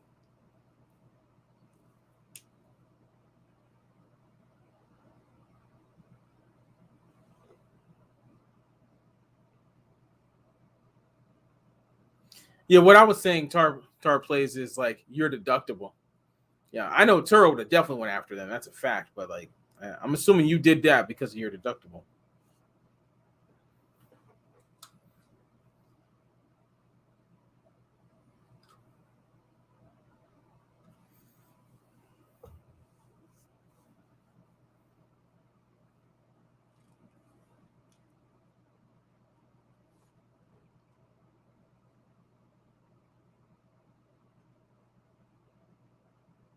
Then Raphael said, "Oh, so I rented a Turo car, and I was told to add a picture of my ID. I did not see that option when I rented out my car this first time. The app just told me to verify the person's ID, but don't think I saw their ID picture when she rented the car." Oh, you were saying when you were renting a car? Oh, the host told you that they need a picture of your ID. Yeah, you have to just, if you're gonna go that route. Like, usually it's like for people who are doing remote, then yes, you have it. But some people do it regardless. I mean, technically, if it's not remote, they don't have to upload. I mean, because you're gonna meet them. But I mean, you can do. I mean, they got to show it to you anyway, right? So I mean, yeah. I mean, you can take photos of it, and that's all. I don't do that, but I mean, plenty of people do. I'm not saying don't. I mean, you can do whatever you need to do, but if you're doing remote, you have to do that. So yeah. There's no option on it. You just gotta just go trip photos and upload it.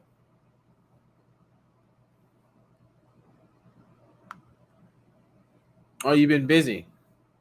Yeah, I know about the maintenance stuff. Trust me. Right now, I have my yellow Mustangs been down for more than 2 weeks. I just had to cancel a 4-day booking for starting tomorrow with airport delivery. I had to cancel it because the car, it's not going to be ready. I was like, great, thanks. Yeah, turbo. Yeah, Turo stupidity and fees. Yeah, that's why I'm on the 90/10 plan. I do not deal with Turo's any of that stuff unless it's like a big claim. All the small stuff, I already know where I stand. If I can't get it from the renters, then that means I got to come out of pocket. It's as simple as that. No, I ain't got to deal with fighting over supplements and just dealing with Turo and waiting. I'm good. Okay, yeah. A lot of people do. Yeah.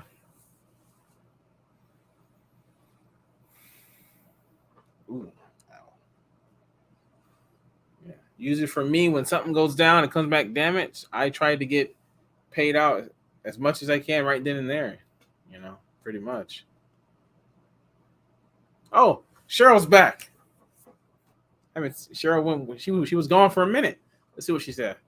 Here's the mileage of my cars: 52, 72, 110, 125, 44, 103. Okay. Well, so you're still in warranty. I don't know about the year though on 2 of them, or maybe it could be 3. You could have a Kia. Be 3. Okay. Well, you're getting up there. That 125. So the 110 is your track. So what's the 125?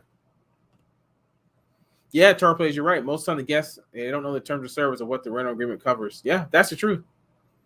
But sometimes you get somebody who has like 10 trips and they know it. Trust me. They think they know more than you. I can tell you that. But I just got to say to anybody that's watching right now, pursuing people individually and getting a lawyer and trying to sue, that is against Turo's terms of service. Just to let everybody know, that is against that, going that route. You risk losing access to Turo. Just to let you know. If you do it, that's all on you. But I just got to say that. Everybody. Prius. Okay. Prius. Okay. Well, Prius can go a long time anyway, so probably still drives all right.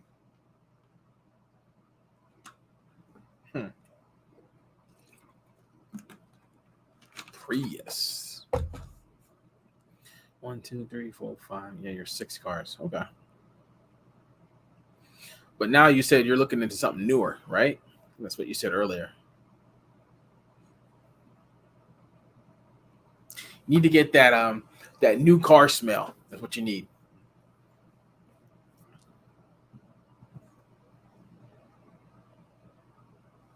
Who said that? Alfonso says, "Have you? Oh, oops. Have you ever gotten sued by a guest?" I have not. I'm knock on wood. I've never had like no reason to be sued, but I'm pretty sure it happens probably every single month of all the tour hosts all around the world. Yeah, definitely. People get in cars and do stupid stuff. Hit people and all that. Yeah, but no, not with me. Hopefully, never. I don't want to deal with that. Has anybody dealt with that? We got about 16 people watching. Let's see. Has anybody dealt with that? How like a renter like hit somebody, like a pedestrian, not a car. Well, I mean, it could be a car too. Well, let's say a pedestrian.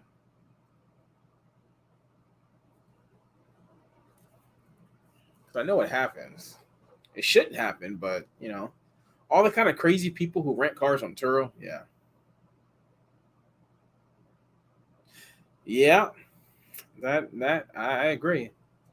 I mean, Turo did that because they yeah, they don't want us just suing people. I mean, you can sue them, but you just get kicked off of Turo though. I mean, that's just about it. But yeah.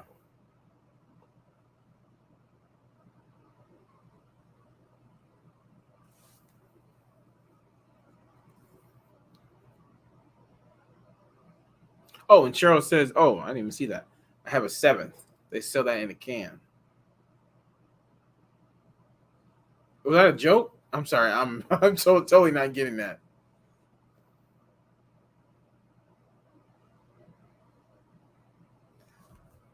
Maybe you were referring to something else. I'm like,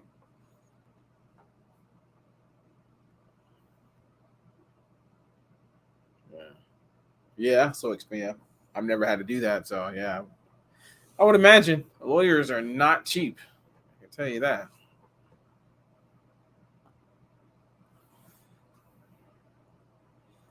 So my airport does not know I Turo off their lot. What's your opinion on that? I haven't seen any regulations. Alfonso, aren't you? I thought you were in Hawaii, but I'm assuming you're not in Hawaii now. You are somewhere else. I mean, most airports don't like Turo anyway. Well, I want to say they don't like people doing commercial business without permits there. So I mean, it's always a risk, right? I mean, you're probably not gonna see a sign that says no Turo. You're probably not gonna see a sign that says no commercial. You're just gonna just something that they expect you to just know, right? If you're gonna do that, I would say, which try to just leave it in the stuff. I'm assuming you already do that. You just leave it in the garage anyway. But yeah.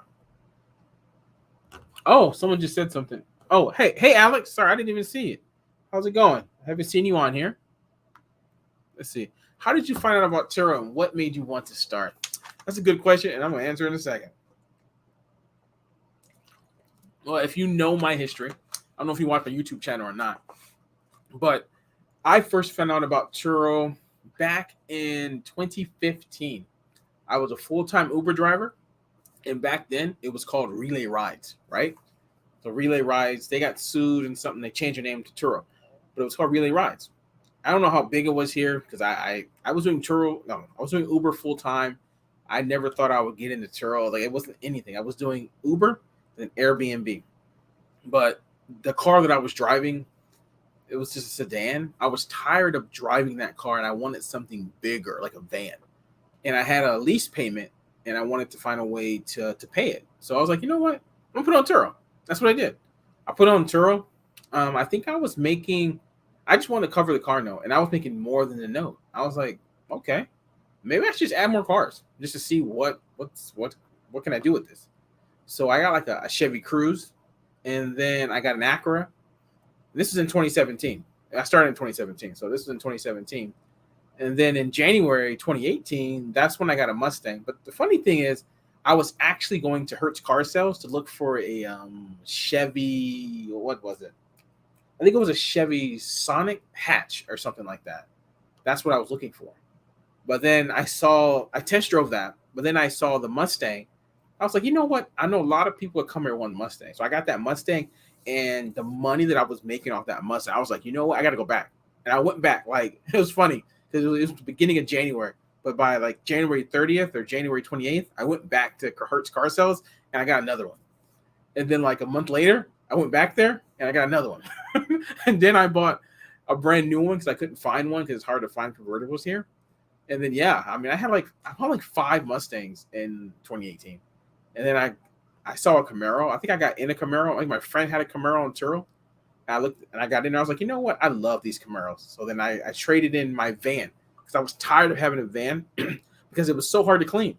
I don't know about you, but for me, cleaning is just, man, cleaning a van with families, it gets so irritating. I was like, you know what? I can make more money off of my Camaro than the van. So I traded my van in, my 2014 Dodge Caravan. I traded in for the Camaro. And then I special ordered another Camaro, my Batmobile, my black on black. I special ordered that. 2019, I got in 2018. So that's kind of how I started with this business from 2017 and 2018, and then 2019. But yeah, that's how I started. I know everybody got their own story, but that's me. Doing Uber full time. And what did?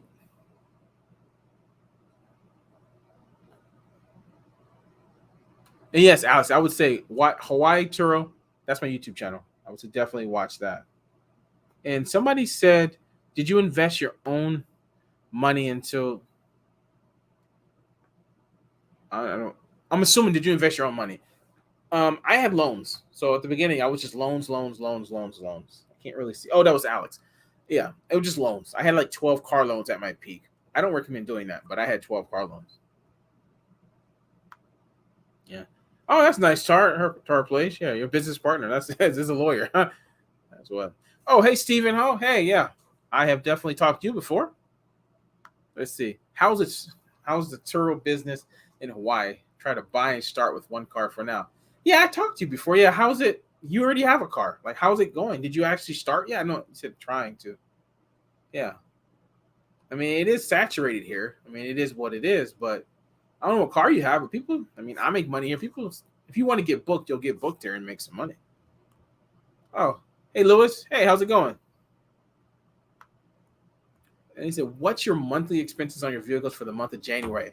I haven't done my. I don't even have my numbers yet.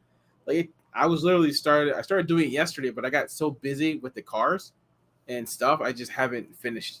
The next couple of days, I'm gonna have that number. Yeah, it ain't. It's not gonna be as much as December though, like 88. But it's gonna be more than 5,000. But I don't know exactly. So, yeah. I know it's the expenses, man. In this business, having a lot of used cars over high mileage. It just it's so irritating. Cool. Where are we? And Raphael says, "I told the guys at work about Turo, and no one seems to know about it." Yeah, that's true. Yeah, and Turo is still new. Crazy that not a lot of people know about it. Yep, and yet I was one of those people a few years ago. I just learned that Turo had a different name before. Yeah, relay rides. Yeah, relay rides. That's what it was called. That's straight up. In 20, probably from like sometime in 2015, and then from I think they started 10 years ago, so probably like 2010 or something, or 2011. I don't know, 2012. I don't know exactly when they started, but yeah, that's what it was called. That's how, like, when I downloaded the app, it was called Relay Rides. you know, that's what it was called. I remember because when I actually downloaded the app to rent, my stepmom wanted to rent a car, and we did it that way. So yeah, so I did use it way back in 2015. That's why my account says 2015 when I signed up, because that's actually when I signed up. Oh, and Alex, you said you have 4 car loans now. Okay, so what kind of cars and how much are you paying monthly? Then somebody just so you got 19 car payments or some paid off. Right now, I paid off everything as of October 1st.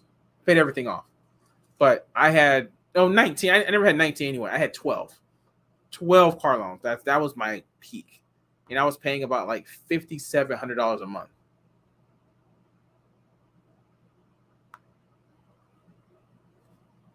Yeah.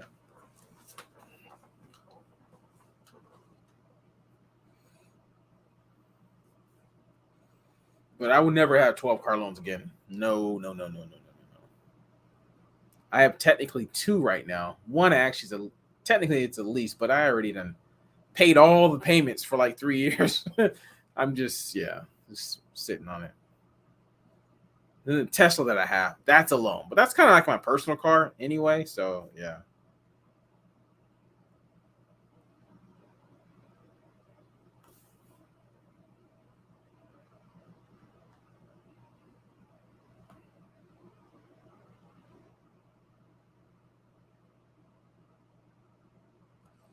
So let's see. Raphael says someone had asked on the Turo Facebook page that they could not register their car, even manually type it in the VIN. What would someone do in that situation? Sacrifice a car to the Turo gods? Oh, what is going on? Like, okay, they could not register their car. Like, I wonder what the problem, like why, like when you put the VIN in, it would just say ineligible. Like yeah, I wonder what's going on. But in that situation, I'll just get rid of the car. Like I always run the VIN like on Turo before I buy a car anyway, especially used. New I don't, because I know you new is good.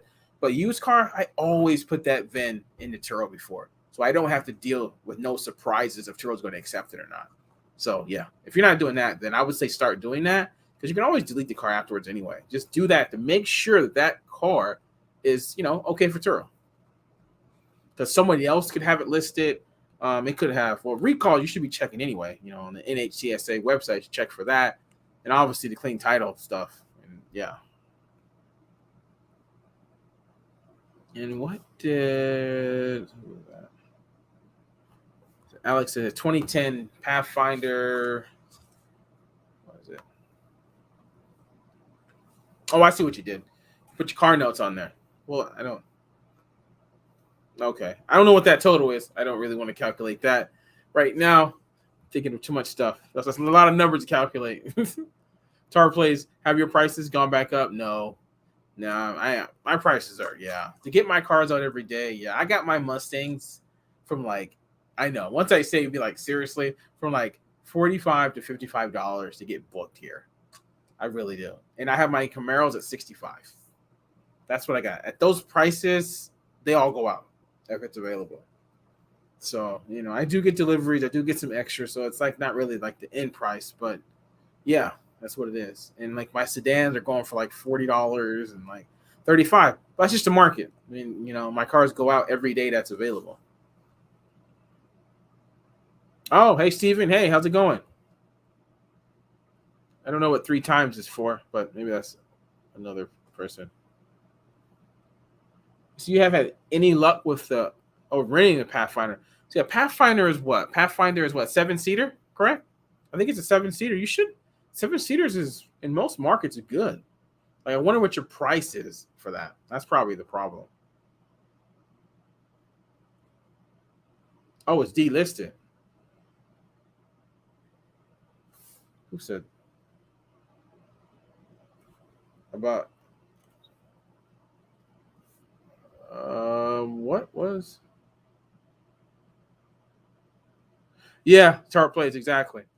I would definitely like to charge more, but if I put it back to where it was, $15 more on the convertibles, they wouldn't go out as much. I can tell you that. There's just so many cheap cars now. I don't really have much of a choice, but I can still do $20,000 in a month, 20 to 25. That's about with the fleet I have now. That's about what I can do, and that's still money for me. That's still money for me. I mean, it is. It's not like I'm losing. Oh, okay. That was 3 delisted. What the? Is it all Pathfinders? What's wrong with the Pathfinder? And what is $12.50 a month, Alex? Is that what you were making a month on the Pathfinder? And that's your lowest one? I mean, out of the cars that you said, your Pathfinder should be. Out of the cars that you said, your Pathfinder should be your best, your highest performing car. 100%. It should be your best. Because all these other, it should be your best. Oh, hey, Thomas. Hey, how's it going? I don't know if I talked to you. Where are you from and how many cars you got?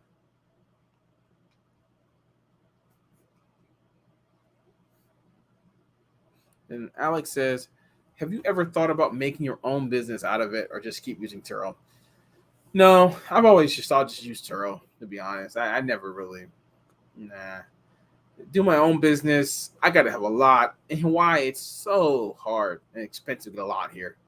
I mean, I'm mobile for a reason. I do not have a lot with 19 cars. I move my cars every day, every night. When I finish this stream, I'm going to get on my scooter and I got to go move some cars and park them in places, right? That's what I do, every single day. It is what it is, right? But yeah.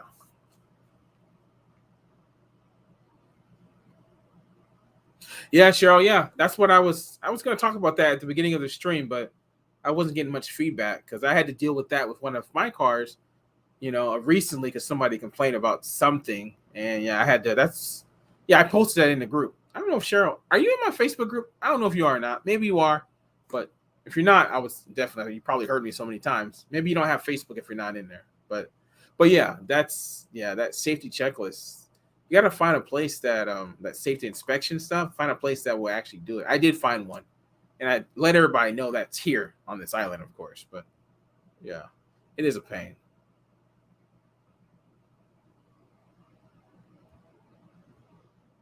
St. Pete, Florida. That is where I was born at. Nice.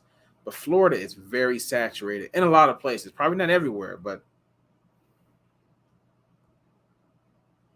shit. Steven just said, hence, I got $55 Mustangs, or we got parking issues. Yeah, I mean, we all going low. I mean, it's like we would love to charge what we're charging in the summer, but just can't do it, right? I mean, can't do it. And Tarplay says, "Is this your only job?" Yeah, it's all I do, man. It's all I do. I wake up at 5 a.m. I move cars to their locations and get cars out, whatever, throughout the day, and do whatever I do in between. And in the evening time, yeah, that's that's what I do.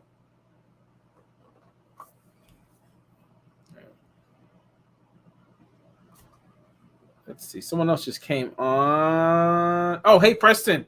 Hey, how's it going? How's it going? Yeah, we talked about a lot of stuff. We've been going. We're about 1 hour and 46 minutes in 21 seconds. Yeah. So yeah, how's it going? If this is your first time watching me, try to go live twice a week, and definitely on Friday if I can, because my schedule can be anywhere. So I try to go on Friday. If I can, I can't. It is what it is.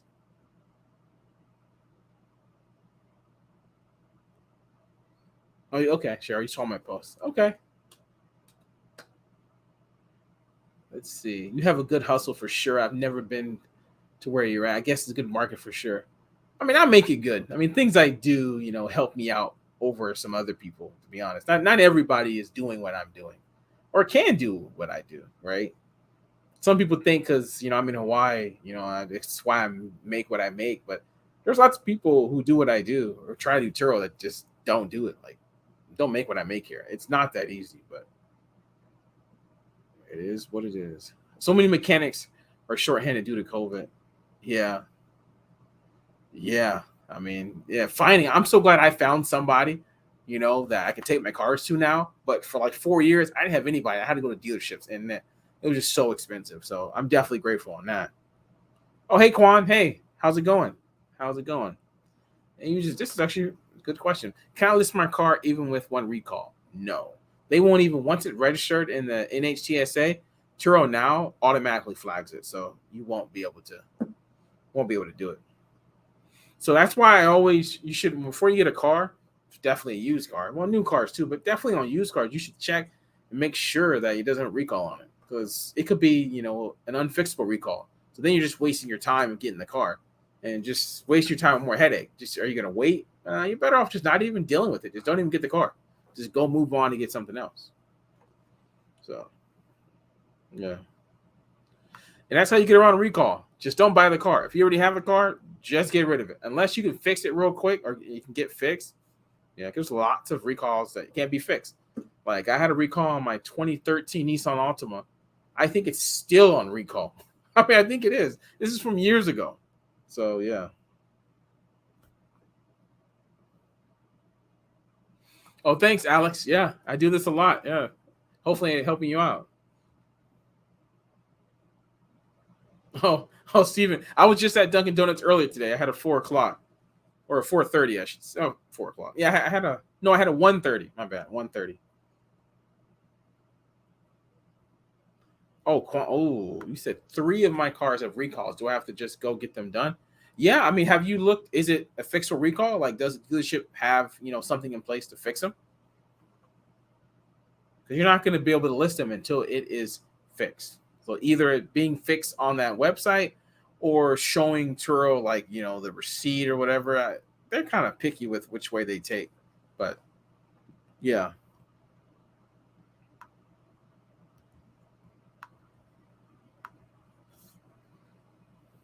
Let's see who said that. See, Alex said, "Have you ever been to Nashville, Tennessee?" No, I've probably driven to Tennessee, but no, that I have not. I used to live in North Carolina, like when I was a kid. That's a long time ago.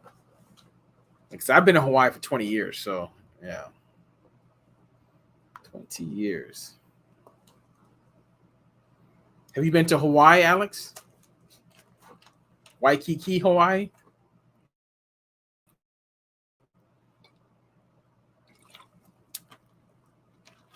Who said that? If you haven't, which you just said, you should come to Hawaii. I think I said it earlier to somebody else. Then you ever had to appeal a customer rating? Like on what grounds? There are like some grounds where it's very easy to get it, to get it taken off. Very easy. Cussing, for one. If they're giving you like a bad review because of like some damage claim, that stuff is definitely coming off, right? What's another one? I'm just anything about what's the damage, cussing, reimbursements, stuff like that. They'll take that stuff off, right? Those kind of things definitely gonna take off.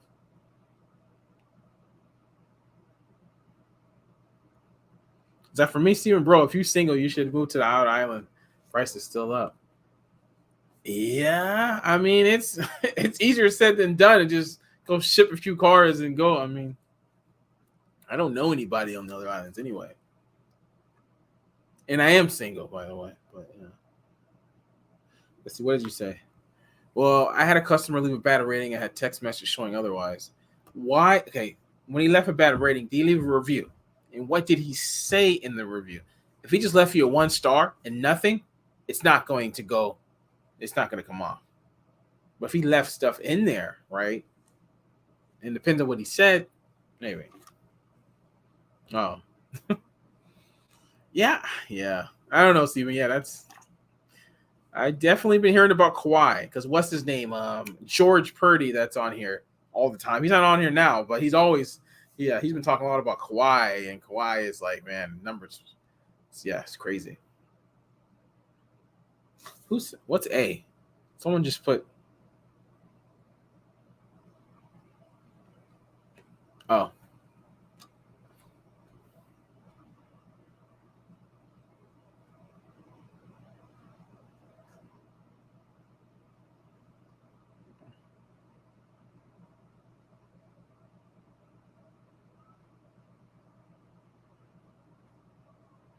Sorry, someone just returned one of my cars remote. I was like, oh, they're a little early.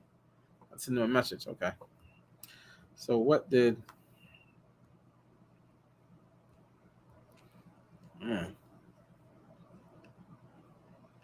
Hey, Quan, if you're still on, what cars have the recall?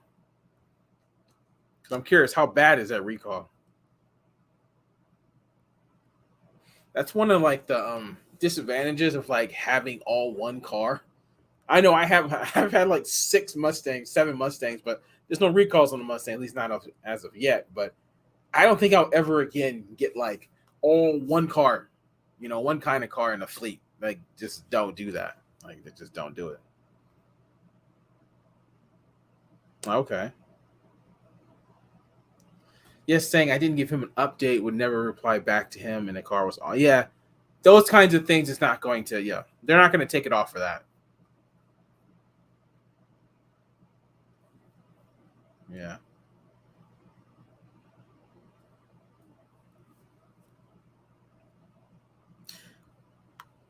Would multiple guest cancellation affect my algorithm? Yes, 100%.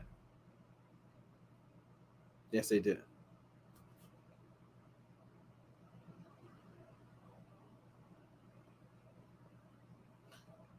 You said they did for you?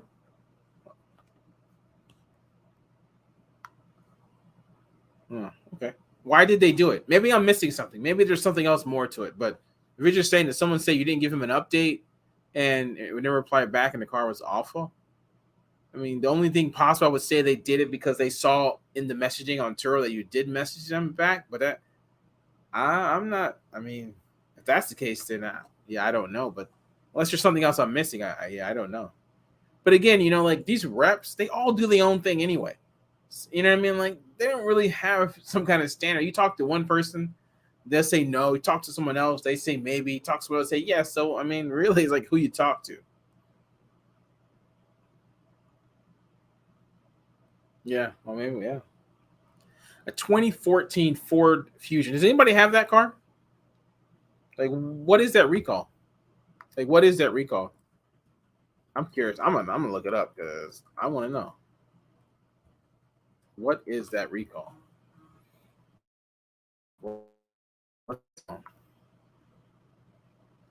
Oh, it's a steering wheel retaining bolt. Is that what it is? The steering wheel? Yeah. I mean, you were unlucky though. I mean, these are different cars too, and you were getting, man.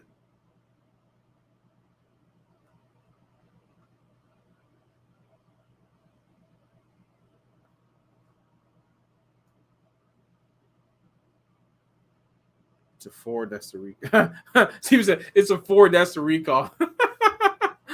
Oh, that's funny. Well, I mean, I have Mustangs, but I think Mustangs are a little different. So,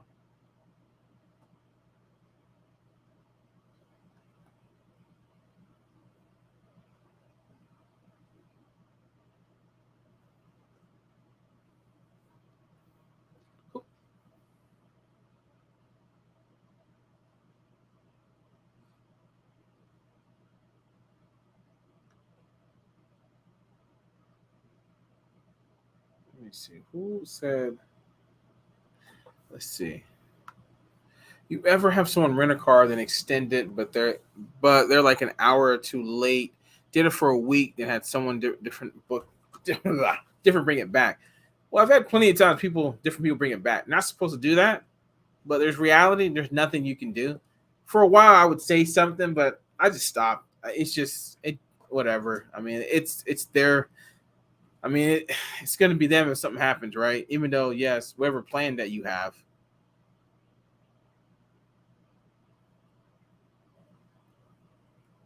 We said an hour or two late. I mean, please tell me that you got, the late fee. And at 2 hours, that's where it gets more. Under 2 hours is not that much, but once they reach 2 hours, you get a lot more.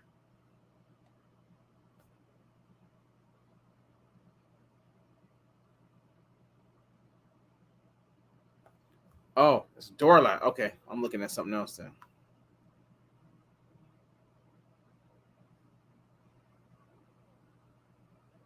I don't know what.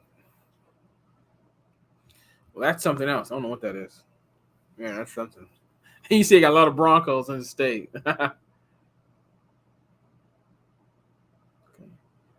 Then Thomas says, I have a late booking at the airport, and rule says no lock boxes in the parking lot. Are those rules unusual? Yeah, see, that's the thing with lock boxes, man. Like, everybody can see that, and that's the problem.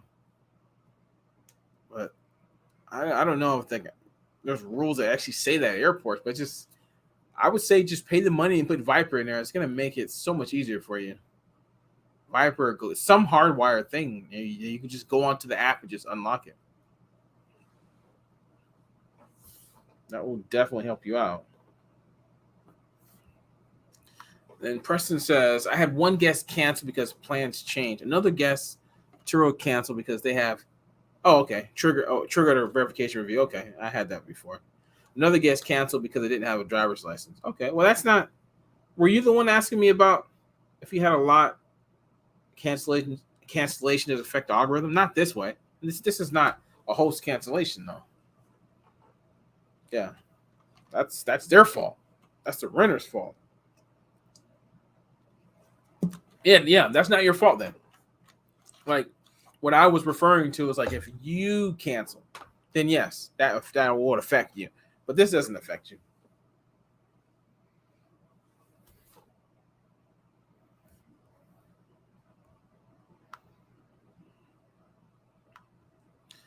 Yes, sir. Let's say they're supposed to bring the car back at 7. They didn't even attempt to try and extend until say 8, and then they did that every day. Oh, okay, I see. So Turo changed something about I don't know a few months ago that people even after the time they can extend the time. I don't like that. That actually happened to me one time. Like seriously, I was actually going to charge for a late fee, but they just changed the time. Like literally, like if it was due at like right here, if it was due at 7, and they brought the car back at like 8:30, they can actually change the time to 8:30 and not be charged, unless it's like outside 24-hour pay stuff. But if it's inside of that, they wouldn't be charged. I don't like that because I said a year ago it wasn't like that. A year ago you couldn't change it. Nope, they'll get charged. Well, if you wanted to charge them, you could get charged, or you could charge them. I'm not saying that not everybody would do that, but could.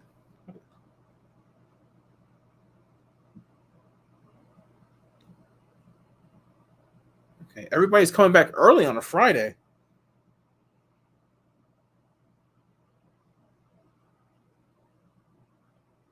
Okay. Let's see what. See, you ever get a guest a credit on their account for a rental? Oh, you're talking about the discount stuff? I don't. I don't do that. I don't know. I mean, when they started that, I mean, most of my renters are tourists, so I don't really get repeat. I mean, I get some repeat. I have people rent from me like every year, right? They come here. When they come here every year, they rent with me. But that's such, that's so small. It doesn't even matter. But a lot of people do. I mean, if you're renting to a lot of locals, you need repeat business. Yeah, I mean, go right ahead and do that. But that's just not. I don't need to do that. Okay. Let me lock this car. See, it's good. Like I have stuff on remote now, so I can just boom, just lock the car, and bam. This is the OnStar app, by the way. For anybody, this is how it looks. The OnStar app.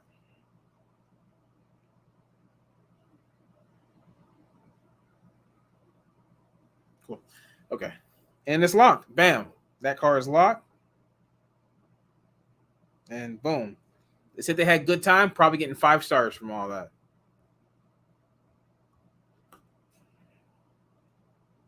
We are 2 hours and 1 minute. I didn't think we were gonna go 2 hours today. Well, is there anybody that's been watching the whole time?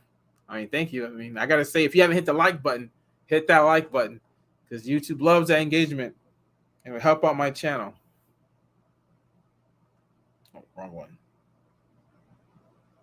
Okay, I'm back.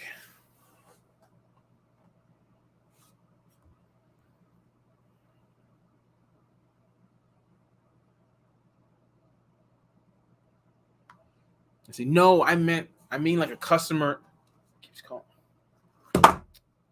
No, I mean like a customer gets upset with the price and they didn't want to pay full price for a full day and they wanted 2 hours extra, but they didn't want to pay 50. Okay. So you're I see what you're talking about. Oh no. I tell them straight up, that's how it works. If they want to add more, they get charged. I don't play around with that. Like that's no.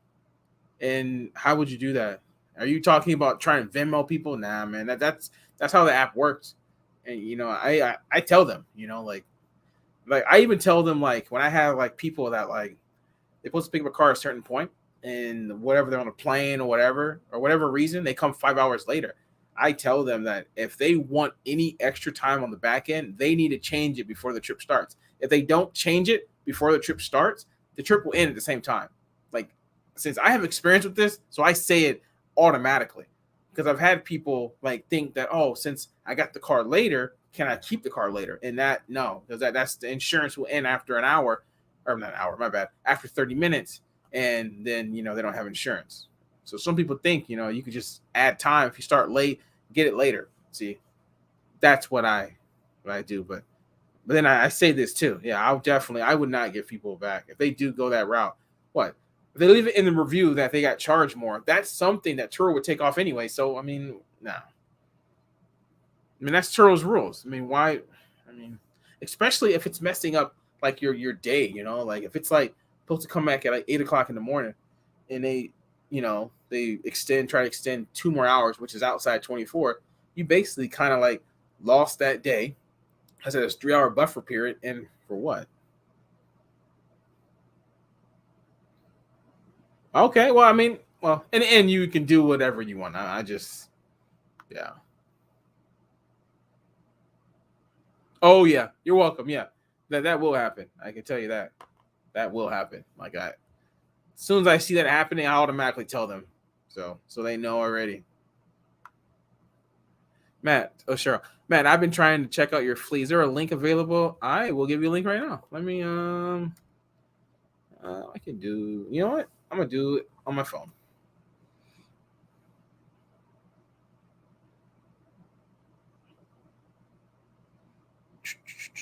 let me get you my phone right here.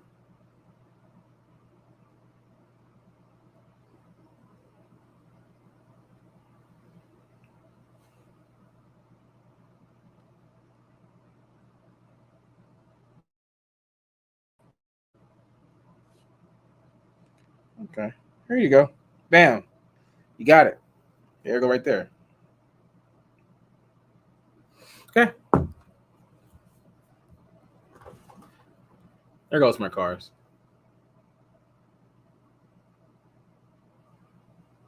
And you would say that being an all-star host, getting more rentals for sure. Yeah, I mean, I'm never really. I don't personally don't think all-star really matters about getting rentals. Maybe something else you change. Maybe you change your pricing. I mean, I was an all-star for a really, really long. I'm not even an all-star right now. I was an all-star host for a really long time. Like I never really strived to be an all-star host. To be honest with you, even when I first started, because when I first started, I went after cleaning fees all the time with people, and people gave me bad reviews. So, yeah, I mean, I never had 90% 5-star rating. Like I had like 85, 86, 87. So that's why I never had it. And then I did get it for a while, and then I had 89, the last thing, so I lost it. So, but yeah, the All Star stuff might help you show up in like what is it in relevance, but when it's like on price from low to high, the All Star doesn't matter in that situation. Oh yeah, they did. Yeah, the cleaning fee. Oh yeah, between that and changing the miles, yeah, that messed up a lot of people. The miles thing really messed up a lot of people. So people who are watching, who's been doing this for a few years, they definitely know what I'm talking about. Like before, a lot of people they made their money off of mileage overages. That was like how you made your money, especially on the cheap cars. That's how you made your money. Seriously, that's how you made your money. It used to be what 100, and you could set your own price for your miles over. I had mine. Well, I actually had it for free. I had unlimited miles for a long time. I should have done that, but towards the end, I had it like 70, 80 cents. People had it for like $1, $2 over. Yeah, well, now they won't. I mean, at 200 a day, it's kind of insane anyway. Like, I mean, yeah. Oh, yeah. When it was 100, people would have $1, dollar 50. Just imagine that someone going like 150 is 100 on a $25 car, right? You're making way more money on the mile overages than, off, the daily rate. And that's how a lot of people making money. I wasn't doing that. I was unlimited. I wish I knew, but in the last 6 months, then they changed it. So I only had it for like 6 months and I was getting $8 here, $10 there. I mean, it was giving me some money, but then they changed it. I was like, no, but I should have never have had unlimited to begin with. But it is what it is. Things change. Then the cleaning stuff, that's kind of yeah. They've been changing that cleaning stuff for a long time. Like when I first started, you could just call in a cleaning fee. Seriously, you can call in, talk to somebody, and bam, they get paid right there.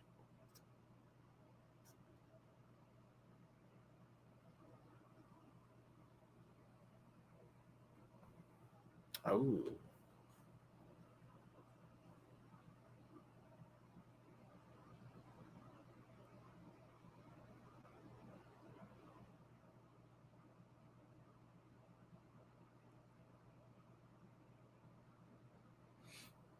yeah.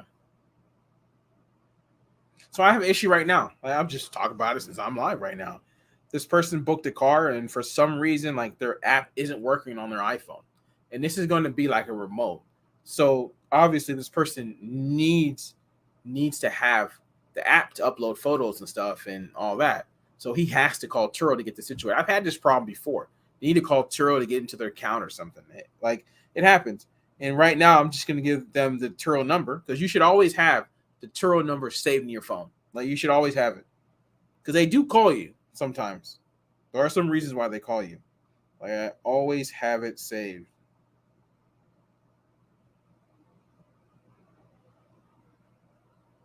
So I know when Turo's calling me. Cool. He has the number. So that's what he needs to do. Call that. back to what you were talking about, smoking fees. Yeah, people don't smoke in my cars, so I very rarely have done smoking, which is a good thing. Oh, man.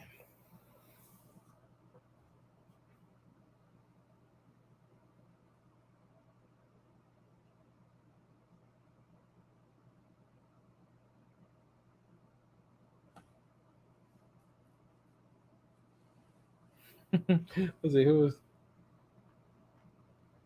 Let me get back to that so I can see who said that.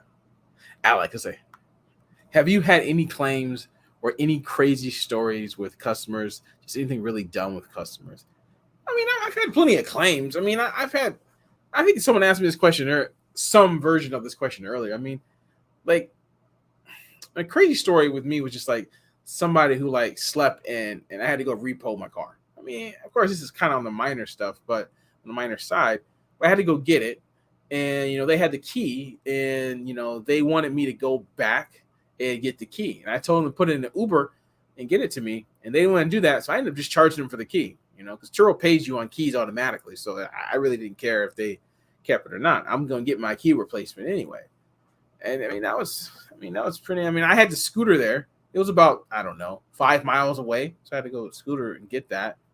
But, I had GPS, so, I know where the car is. So that definitely helped. But other than that, I have almost 6,000 trips. Most of those trips are from tourists. They ain't doing nothing. So sorry, I don't have those crazy stories that, that you see on Facebook and stuff or on YouTube. Not really. People don't people don't do illegal stuff, they don't get DUIs and all that stuff. And yeah, the key stuff, yeah, key's one of the rare things that they actually do pay for. Like that's really easy. Like it doesn't matter what plan you're on. Keys is something that they pay.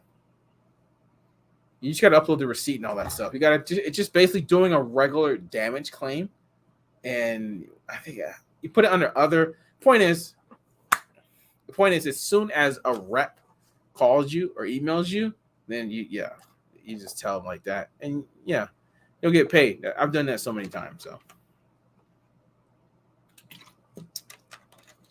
okay, we're 2 hours and 12 minutes. I think the longest I'm going to go with 2 hours and 30. I think that I've done 3 hours once, but I think 2:30 will be the longest. The farthest, yeah, the longest I go. Then I gotta go eat dinner because it is 7 o'clock right now. I had to go repo my car on my first or second rental. Like, why did you have to repo it? Like, was it because someone overslept, or was like what was going on? Were you renting to a local? Then Preston said, "How do you go on vacation with all these cars?" Yeah, I mean, I went on vacation a few times. I had less cars than this, but I had 7 condos at the time. I just had family or friends take over. Now, now a year from now, yeah, I don't know. I think I'm probably just gonna shut it down because I know shut it down, but I don't have car loans anymore, so it's not as much as a loss as you think. Well, yes.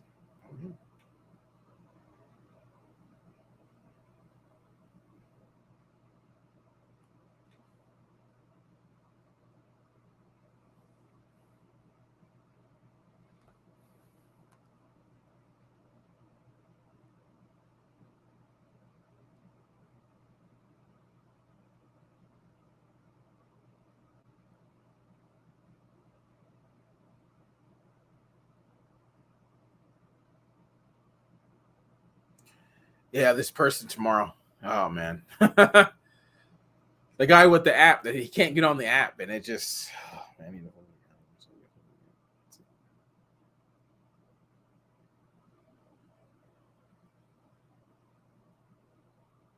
like I find it crazy that when people, they set up an account with Turo and they mess up. Somehow they mess up and they're doing it from the website and they can't get on like the app. I'm like, I've had that happen so many times, man. It's just, man.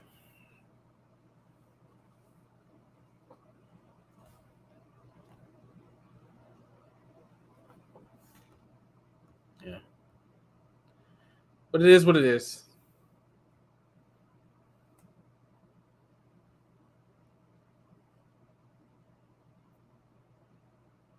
Let's see. The guy didn't return. Came up with a story out of the wall. Had to track it and refused to return it back and left it trash. Really strange person. Turo gave me the fees back for the. Okay. Have you had any guests take anything out of your car? Like yes, the floor mats. Yes, definitely. My brand new Chevy Trax. One of my floor mats in the back. I don't have. Like I don't know. Someone took it out. To this day I have no idea where it's at. Yeah, I've definitely had floor mats taken. I don't leave nothing else really in the car. What else? Yeah, I hate that. One of my things that I deal with often, which I'm pretty sure some of you do, is my antenna, man. People just keep breaking off my antenna. I don't know if it's a renter or people just jealous. I don't know. People just take off my antenna. It's so annoying.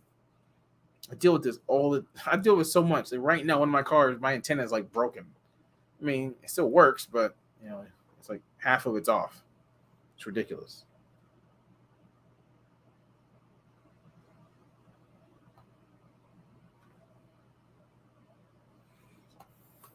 But I'm like, come on.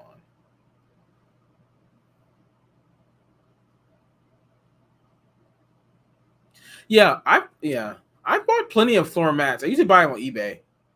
That's usually where I buy them. Cheap stuff. Still going. Oh, who said still going? Oh, Miranda came back. Yeah, well, I'm gonna go pretty soon. I mean, it's Miranda. Yeah, I'm gonna in the next 10 minutes. I'm definitely gonna go. And Alex says, so you get any more cars? Yes, I have 2 Chevy Sparks coming, special order. Just the cheapest bare bone car. It's manual windows. I mean, it just yeah.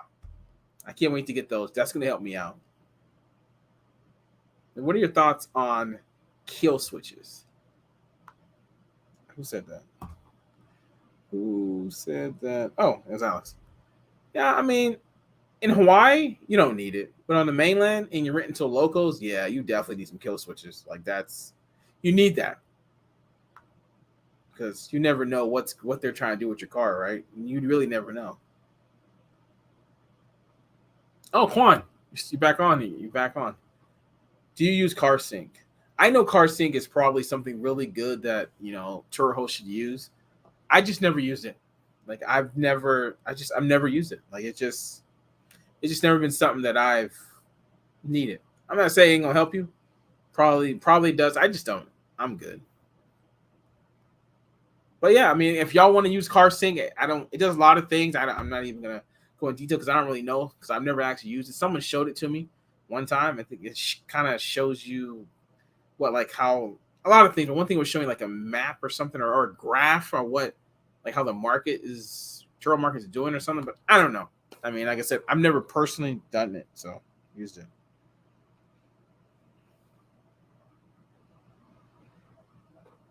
But yeah. I mean, does anybody use CarSync? Like Quan, do you use CarSync? Oh,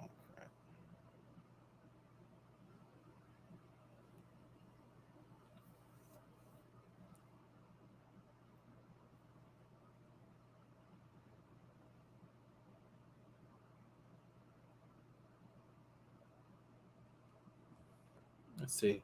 How do you come up with a price to? I don't know what.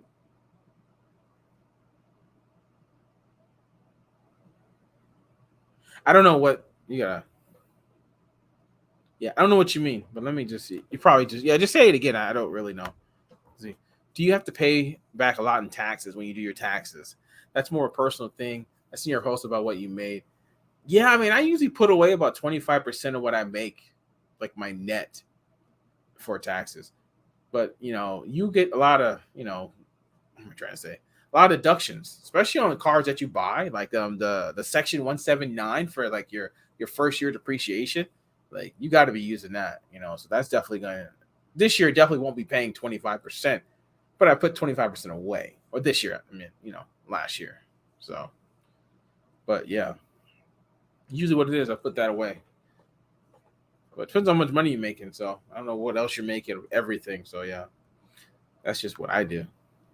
Between state and federal, maybe you don't even have state taxes. I think Ford don't even have state taxes, but Hawaii definitely does.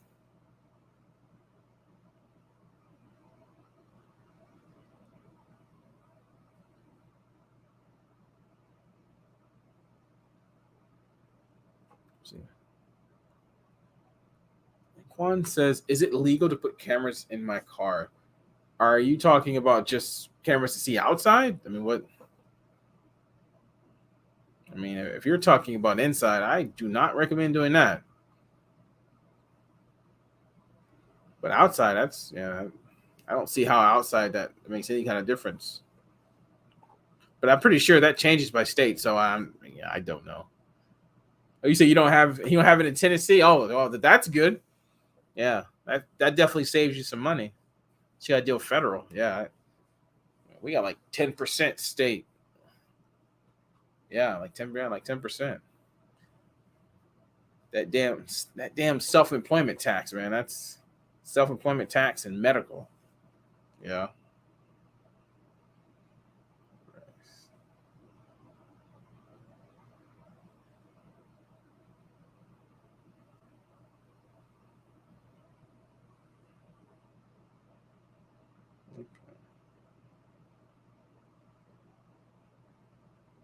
Let's see what we got. Oh, your sales tax is crazy. Like 10%. Yeah, our sales tax is like 5. So yeah, you got double sales tax. So that yeah. So they're making it up somehow.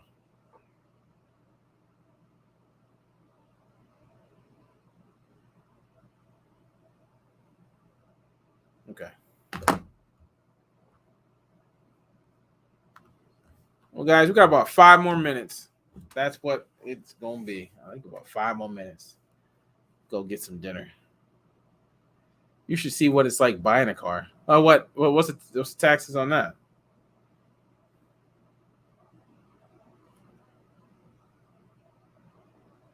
Whoa, is that the what?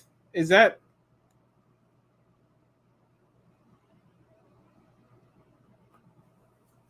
the taxes on it or something? What is that? Is it 1,500 to 3,500 on top of the price? What? And what? What the? Yeah, that's crazy. Oh, hey, Jonathan. Hey, again, let's see what you got. How do you come up with the price to pay someone who is acting as custodian? Would they be acting as a subcontractor, or would you hire them as a? Yeah, this is one thing I don't have that much experience doing. So yeah, I would just post that in a group because I'm pretty sure there are other people who do that. Yeah, yeah. I've never done it. Like I don't even. I don't know. Like I've always been solo. So yeah, I like being solo and doing all myself. So hiring other people like that, that's like a full time person. I don't even know where you begin.